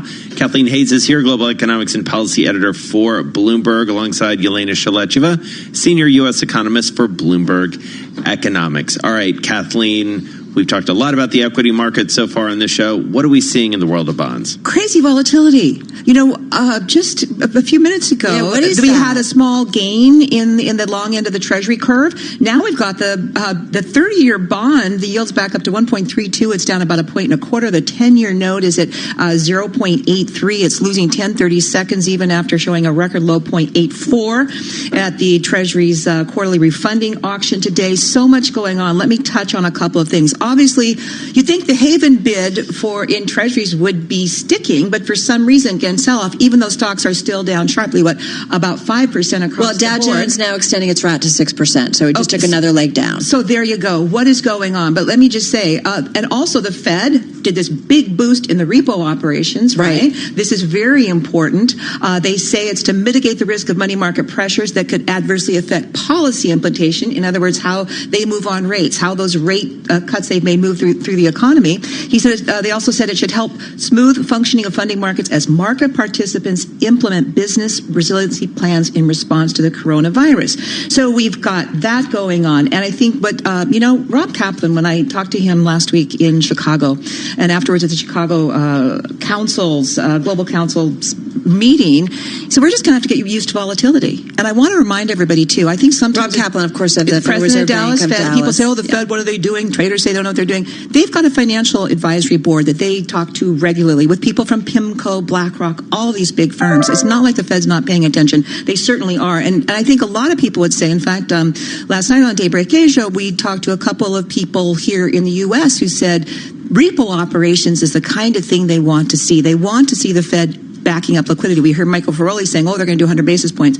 Maybe they will. Well, can't say they won't. So is that, technically, I just want to say, 10 years, we were below 0.6, right? So I'm just curious. We were at 0.3 just a couple of days ago, but you're right, Carol, today to see it higher, is crazy. Yelena, come on in on this. How do you explain? You've heard what Kathleen said. You guys are watching what's going on the economic front. And then to see these rising yields, I can't get my head around it. Well, we were wondering ourselves, too. It's like the bond market and the stock market moving in the same direction. What I can say is that we're going to see all this volatility. That's very unpredictable, what is happening right now, I would say. In terms of the Fed, though, I would say that, yes, they're destined to cut rates next week, but the question is by how much. It looks like we're going to get 50 probably basis points, but so we're right now the range is 1 to 1.25. Wow. Right, just based on the previous experience, during the financial crisis, the emergency rate actions were followed by a rate cut of at least 50 basis point at the scheduled meeting. Is this just about keeping everything really liquid, or what is this? I think it's because they have made it very clear, certainly in my interviews with Jim Bullard and Rob Kaplan, they know that rate cuts are not going to find a cure for the virus. Correct. They know the economy is going to slow down. They aren't really watching macroeconomic indicators the way they're watching virus indicators and virus news. They talk to epidemiologists. Rob Kaplan, in fact, is still on the board of the Harvard Medical School. These guys are doing everything they can to stay on top of this. And this is one of the things they can do. They know it won't solve the problem. And I think if you step back, the virus is going to slow the economy because if you're going to pull back on business, if kids are going to stay home, if people aren't shopping, you can't avoid that. And I think that's why some people are critical of aggressive rate cuts now, because they're just going to sit there. They're not going to make people shop. When it comes and to that's why some people think the Fed should abandon that and do more on liquidity front. Layering the oil shock impact too. Yeah. So that would probably slow down the economy as well. Although that's a very interesting thing, though. So we know that it will slow down structures investment for sure, because that is directly dependent on oil prices. So we saw double-digit declines in the previous episodes when oil prices dropped significantly. So the question is, what does it do to consumer spending? So, well, obviously, like in the previous episodes, that boosted consumer spending. Will it do the same thing this time around? Probably not, because it will the virus news are depressing services spending. Let me share something really quickly. I just was on the phone with one of my dearest and oldest friends in known her since third grade. And, and after Jay Inslee's, the governor's press conference today, went on and on talking about they expect at least 60,000 cases in the three-county area around Seattle. Kids are probably going to have to stay home. They're worried about the impact of all this on working parents, low-income families. But she said, you just can't imagine what it feels like to be here. This is something you've never felt before, never seen before. And I think with that in the background, as more cities are hit, if we see more coronavirus cases, people aren't going to be doing much shopping, even with low gas prices, is potentially what happens. A story from Business Insider said a congressional doctor expects a third of the U.S. to contract the coronavirus. Yep. That's big numbers. Okay, stories like that will impact the University of Michigan Index of Consumer Sentiment, and that's going to be the measure that will directly... And when do we get that, Reid? That we'll get that on Friday. Will data continue to flow out, or could that be impacted as well? This is the sentiment indicator. Next week, we're going to get business sentiment. These are the first indicators that will actually incorporate but there'll be people there to do it. And you guys had a story with the 5 indicators we should be watching. Yeah. All right. Great stuff. Check that out. Kathleen Hayes, thank you so much. Yelena Shalecheva, thank you as well. Let's get over to Bob Moon now. He's got world national headlines. Hey, Bob. Jason, it's beginning to sound like a nationwide snow day, but much more serious as worries over spreading the coronavirus cause cancellations of gatherings from church services to sporting events. And in San Francisco, a game will be played without fans. The NBA Golden State Warriors have decided Thursday's game against the Brooklyn Nets in San Francisco will be the first major professional sporting event in the U.S. to be played without fans due to the coronavirus pandemic. The Mariners, meantime, say they'll move home games out of Seattle through the end of March after the governor banned large group events affecting some 4 million people. Starting today, I am ordering pursuant to my emergency powers that certain events in King, Snohomish, and Pierce County with more than 250 people are prohibited by order of the governor. Inslee says he sees such an aggressive step as necessary. This is not just your ordinary flu. This is a virus that the experts tell us are at least 10 times more potentially fatal than the flu. And this demands a response consistent with the nature of the threat. The virus is also beginning to affect the presidential election, with officials in some places removing polling places from nursing homes to protect senior citizens who may be more susceptible to the virus. And in Arizona, the Democratic National Committee is planning to hold the next presidential debate between Joe Biden and Bernie Sanders on Sunday in essentially an empty auditorium before TV cameras, but with no audience. Harvey Weinstein was sentenced to 23 years in prison for his sex crimes in New York today. Global news 24 hours a day, on air and on Quick Take by Bloomberg. I'm Bob Moon.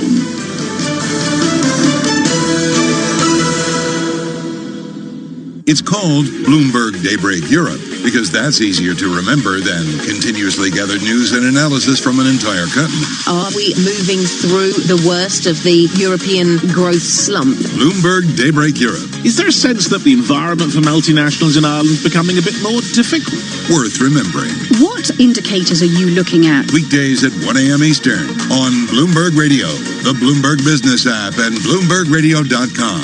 Bloomberg, the world is listening. To protect his home and family from disaster, Steve used courage, wisdom, and his camera phone. That should do it. Way to go, Steve!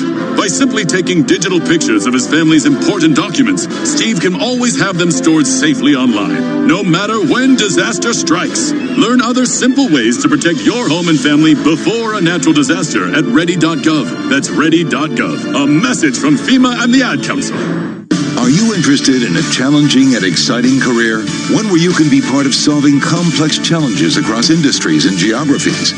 Bloomberg's ever-expanding technology, data, news, and media services foster innovation, empower clients, and offer nearly limitless opportunities for career growth. Visit Bloomberg.com/careers today to view our current job opportunities.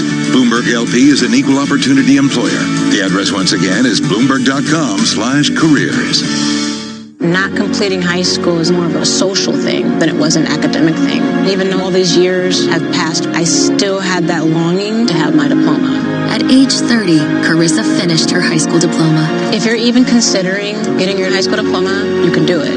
No one gets a diploma alone. If you're thinking of finishing your high school diploma, you have help. Find free free adult education classes near you at finishyourdiploma.org. That's finishyourdiploma.org. Brought to you by the Dollar General Literacy Foundation and the Ad Council.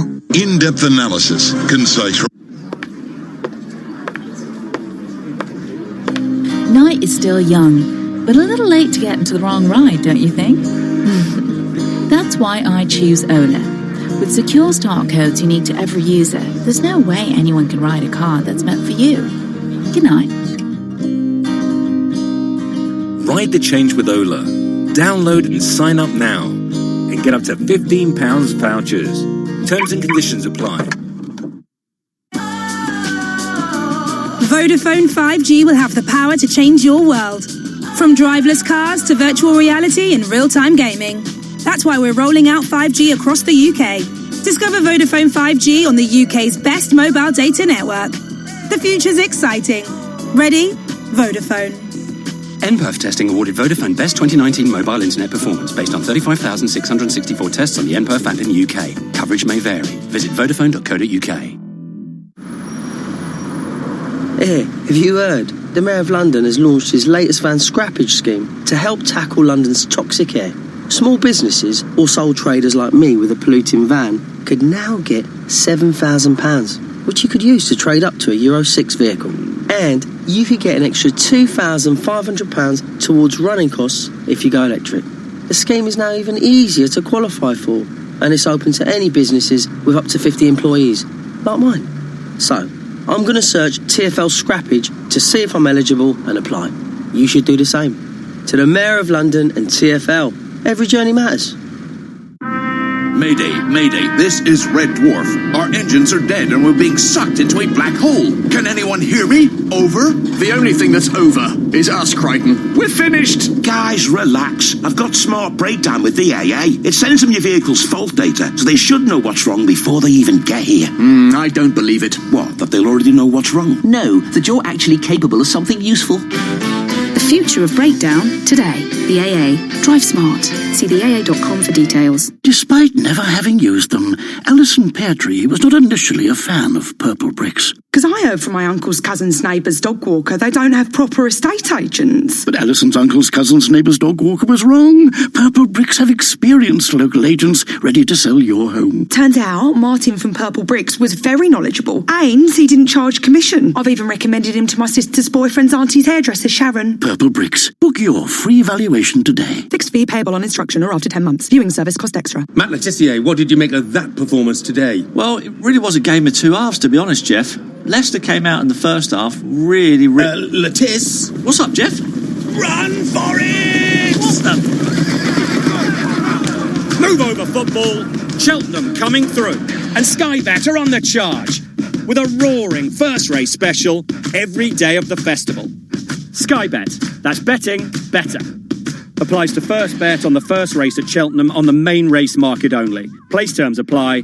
Eligibility restrictions. Offers vary each day. Check site for details. T's and C's apply. 18 plus. BeGambleAware.org. Harry Bikers here. This message goes out to something very special. Yes, we're talking to you, chicken. Maybe we've been seeing too much of each other. But times have changed, Dave. We've been cheating on meat. Thing is, no stocks make veggie dishes so irresistible that cheating on meat is proper tasty. Our dear chicken, you were the fire in my life, but it's all about you now, aubergine katsu curry. Prepare to be wined and dined, my love.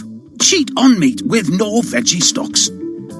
Markets, headlines, and breaking news 24 hours a day at Bloomberg.com, the Bloomberg Business app, and on Quick Take by Bloomberg. This is a Bloomberg Business Flash. From Bloomberg World Headquarters, I'm Charlie Pellet. Stocks plunge, the bears growl. Let's head right over to the first word breaking news desk for today's afternoon call. Here he is, Bill Maloney. And good afternoon, Charlie. That's right. U.S. stocks plunging once again today with the Dow currently down 1,585 points. S&Ps are down 164 points. NASDAQ is lower by 460. The U.S. 10-year yield at 0.81%. Gold is down 15. And WTI crude futures sink another 4%. Small caps down 7%. And all of the main 11 S&P sectors are trading lower, led by losses in energy, industrials, and real estate. Transports sink 480 points. Semis drop 6%. And the VIX is higher by 18%. All the stocks in the Dow are trading lower, led by losses in Boeing, Dow Inc., and UTX. And in other news, energy names plunged again. Apache fell 24%, Noble dropped 19%, and among the cruise operators, Norwegian Cruise fell another 23%. Boeing is said to plan a full drawdown of its $13.8 billion loan as a precaution, and Blackstone urges its companies hurt by the virus to tap credit lines. Live from the First Breaking News Desk, I'm Bill Maloney. Charlie? Okay, we thank you very much, Bill. Stay with Bloomberg for the very latest on these fast-moving markets until you hear live breaking news over your Bloomberg. Type Squawk, SQUAWK, on your terminal. I'm Charlie Pellet, and that is a Bloomberg Business Flash. Charlie, thank you so much. You are listening to Bloomberg Business Week right here on Bloomberg Radio.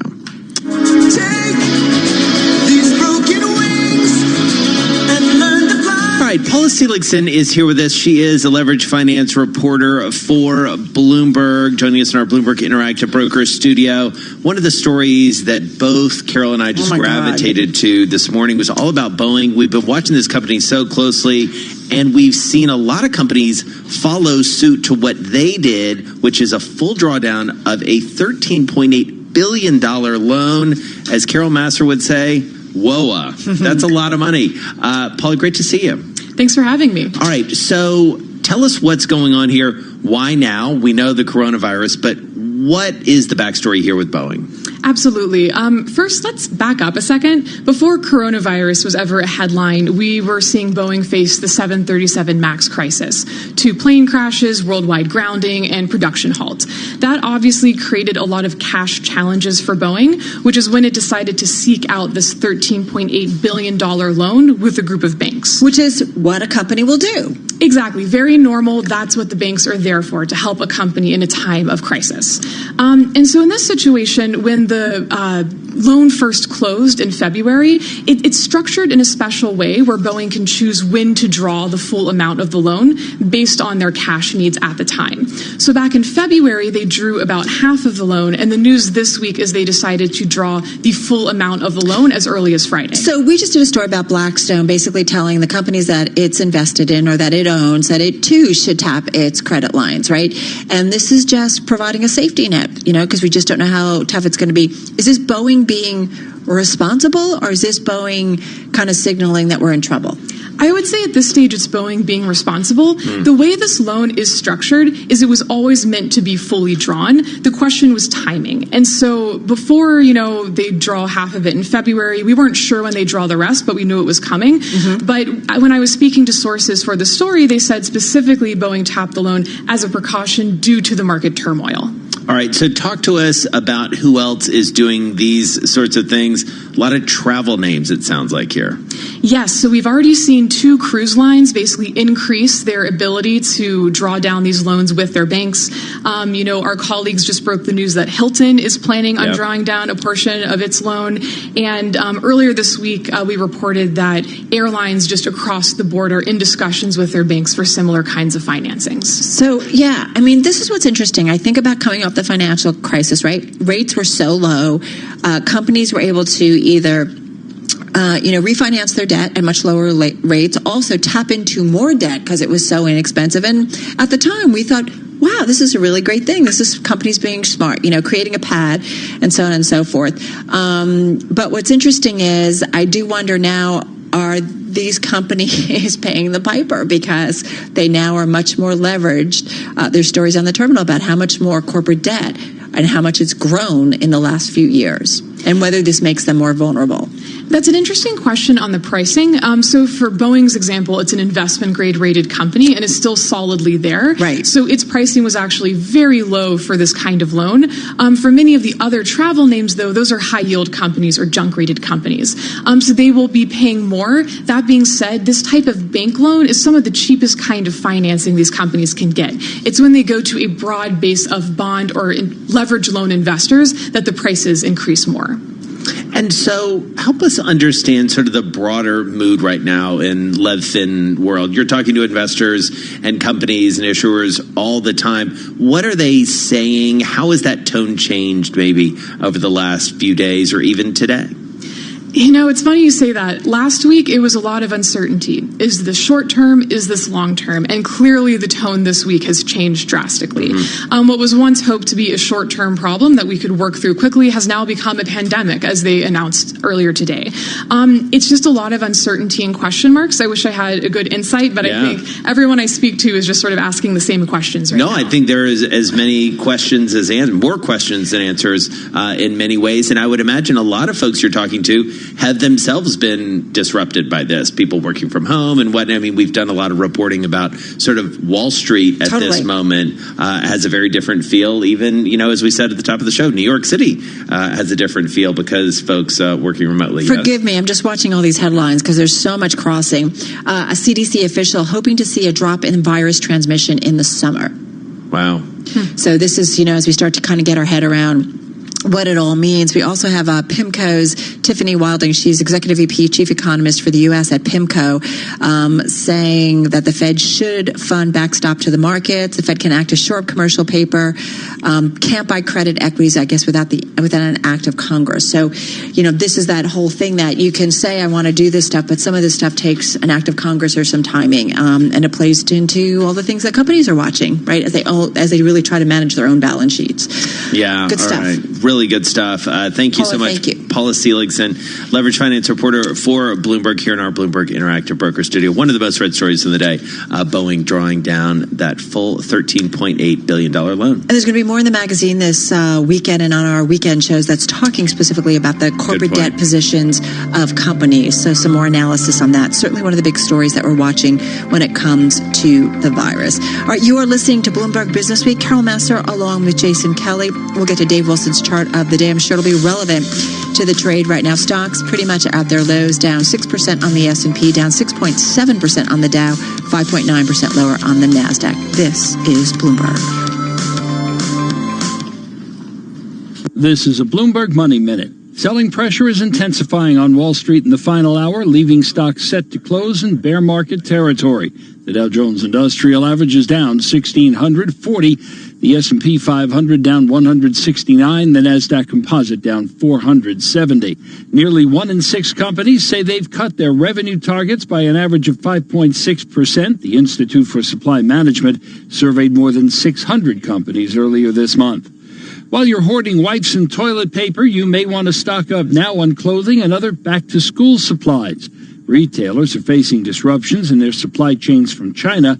Industry experts say we could see shortages in August. Could the cash in your pocket expose you to the coronavirus? Across the financial industry, it's a matter of debate. The Fed says it's waiting for advice from the CDC, which has so far said that the virus spreads mainly through person-to-person contact. Larry Kofsky, Bloomberg Radio.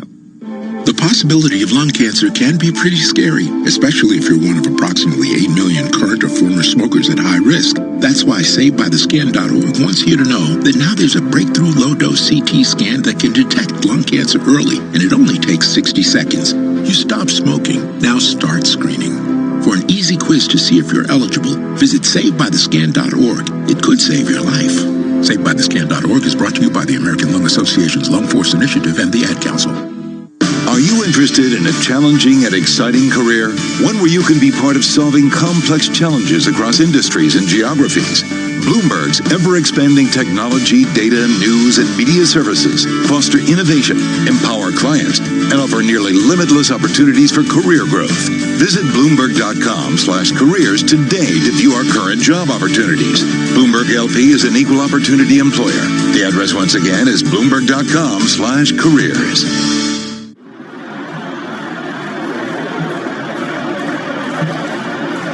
Life. It's a funny old game, isn't it? 1 minute you're on top, the next, you need all the help you can get. So make sure you're there for those around you. Don't just be a spectator. Be a supporter. Bleed for life. Join us at blood.co.uk. The moment you realise you've drilled through an electric cable. The moment you realise that doesn't just mean no telly on the wall, but no telly full stop. The moment you realise you've got British Gas Home Care. And not just your electrics, but your plumbing, heating and drains are all covered. So the moment you've got a problem, make it our problem. British Gas, here to solve. Search British Gas Home Care. When you're not listening to your team, take it to the end zone, the rim, or the net. Keep up with the biggest moments in sports by following TuneIn on social media. Block, Cook into the end zone for the touchdown. From reminders of the live top games to tips of the best sports stations and podcasts. Welcome to Undisputed. We are live from Los Angeles. I'm Jenny Taft here with Skip Follow Bayless. at TuneIn on Facebook, Twitter, and Instagram to get the most out of TuneIn. You love TuneIn for live breaking news from CNN, MSNBC, Fox, CNBC, and more. But when you can't catch your favorite show as it airs, it might just be a click away as a podcast. Search your favorite news station to explore all the on-demand news shows on TuneIn. Like what you're listening to? Want to make getting back to it easier? Use the favorite button to keep track of the stations and podcasts you love on TuneIn. Just tap or click the heart icon to add it to your favorites. Then find all your go-to audio under the Favorites tab. Pretty easy, right? The puck drops. 12 players face off to win. The suspense is pure torture, but you wouldn't miss this for the world. TuneIn brings you every minute of the NHL season. Listen live to hockey when it matters most on TuneIn. Expertise, leveraging technology, and honing processes and best practices. Every day, Command helps SEC registrants, as well as members of their working groups, including securities attorneys and investment bankers, prepare, file, and disseminate regulatory and disclosure documents, such as registration statements, M&A documents, and mutual fund prospectuses and reports. Command provides a full range of services to help you effectively complete your deal, meet your disclosure requirements, and achieve your shareholder communications objectives. Visit our website at commandfinancial.com and learn how we're evolving, not only with the times, but also with your business requirements. Command Financial, redefining financial printing. Why is delivering the best client experience a top priority at BNY Mellon's Pershing? Michelle Feinstein, Director of Client Engagement, explains. Today's investors want a financial relationship that's on demand, customized, and leverages the latest digital technology. At BNY Mellon's Pershing, helping advisory firms and broker-dealers create great experiences for their clients is our priority. Through our integrated wealth experience,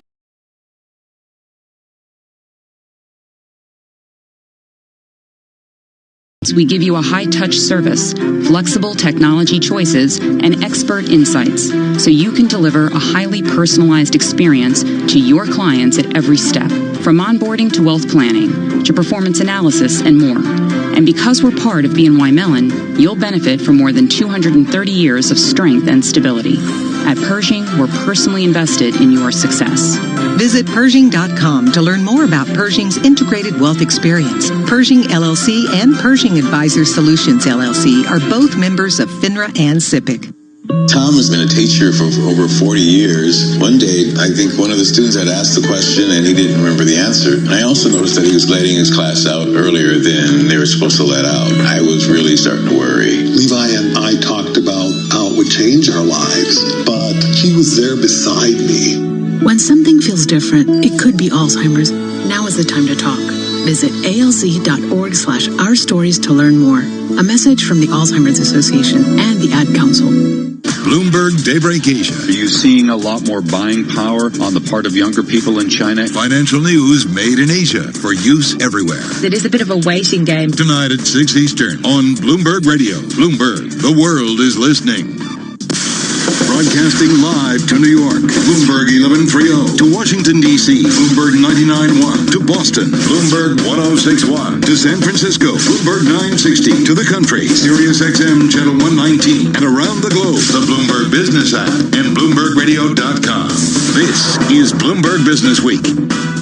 And coming up, we're going to get Dave Wilson's chart of the day on a day when stocks were down dramatically. I will say the S&P off its lows. It had, I believe, hit that 6% down mark, now down a hair less or a hair more than 5%. All right, let's get a check on the trading day. A little bit more look into those numbers. Here is Charlie Pellet again. Thank you very much, Carol Master. And Jason Kelly's absolutely right. Seeing a bounce off the bottom here. Stick around to find out how high that bounce will actually be. We've got 28 minutes to go ahead of the closing bell. We'll get right to the numbers, give you the story in just a moment. S&P down 147 points. That is a drop right now of 5.1%. Dow Jones Industrial Average is plunging 1,444 points, down 5.8%. And NASDAQ down 419 points. That is a drop there of 5%. Stocks plunging around the globe, oil tumbling, the stress in U.S. credit markets deepening after the World Health Organization called the virus spread a pandemic. Also, the Trump administration remained unable to detail any stimulus measures to combat the economic fallout. We've got the 10-year at 0.83%, gold down 0.5%, 16.41 the ounce, and West Texas Intermediate crude plunging 4.4% right now, 32.85 a barrel. Bank of England unveiling stimulus, including its first emergency interest rate cut since the financial crisis, a move coordinated with the government's fiscal response to prevent the coronavirus outbreak from crippling Britain's economy. Policymakers this morning delivering a half-point reduction to take their key rate to 0.25%. Jane Foley is head of FX strategy at Rabobank. We really have had a show this morning. This was not about just an interest rate cut, but of course we saw those other measures as well. So this was really going in big. And of course it's Carney's last flee. He leaves the Bank of England in just a few days' time, hands over to Bailey, and he's really left Bailey with potentially not an awful lot else to do. And billionaire investor Warren Buffett says the recent panic that has hit markets is not as bad as the 2008 financial crisis. In an interview with Yahoo Finance, he said, quote, "The panic in 2008 was much more scary by far than anything that happened on Monday when the S&P 500 index slumped 7.6%. Right now, the S&P is down by 4.7%. Tesla briefly passed Boeing today as the most valuable industrial company in America, marking a dramatic new milestone in the electric car maker's rally this year amid widespread stock volatility. And speaking of Boeing, sources tell Bloomberg Boeing is planning to draw down the full amount of a $13.825 billion loan as early as Friday as the plane maker grapples with worldwide travel disruptions with the coronavirus, a story we were just talking about here on Bloomberg Business Week. Boeing shares plunging today by 15.8%. Recapping, S&P down 136 points, down 4.7%. I'm Charlie Pellet. That is a Bloomberg Business Flash.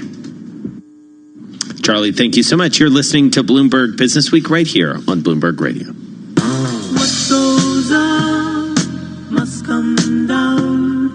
What must Well, certainly coming down, although I will say stocks off their lows of the session for sure, taking a leg up right now, but still the S&P down 4.7%. What goes up must come down. Dave Wilson, talk to us. Indeed it must, as the Alan Parsons Project reminded us in that song.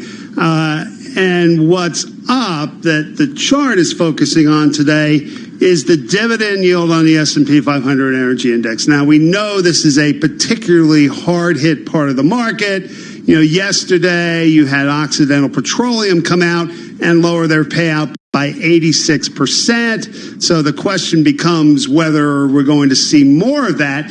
And one way to tell is to look at the dividend yield on the S&P 500 Energy Index. And, you know, when you look at an index or a stock and all of a sudden you see the dividend yield kind of shoot up, you know, it's an indication that people really don't expect those payouts to last. And so what you've had in this energy index is that, you know, if you go back to the late 1980s when it was first calculated, the highest yield before this year was 4.9% back in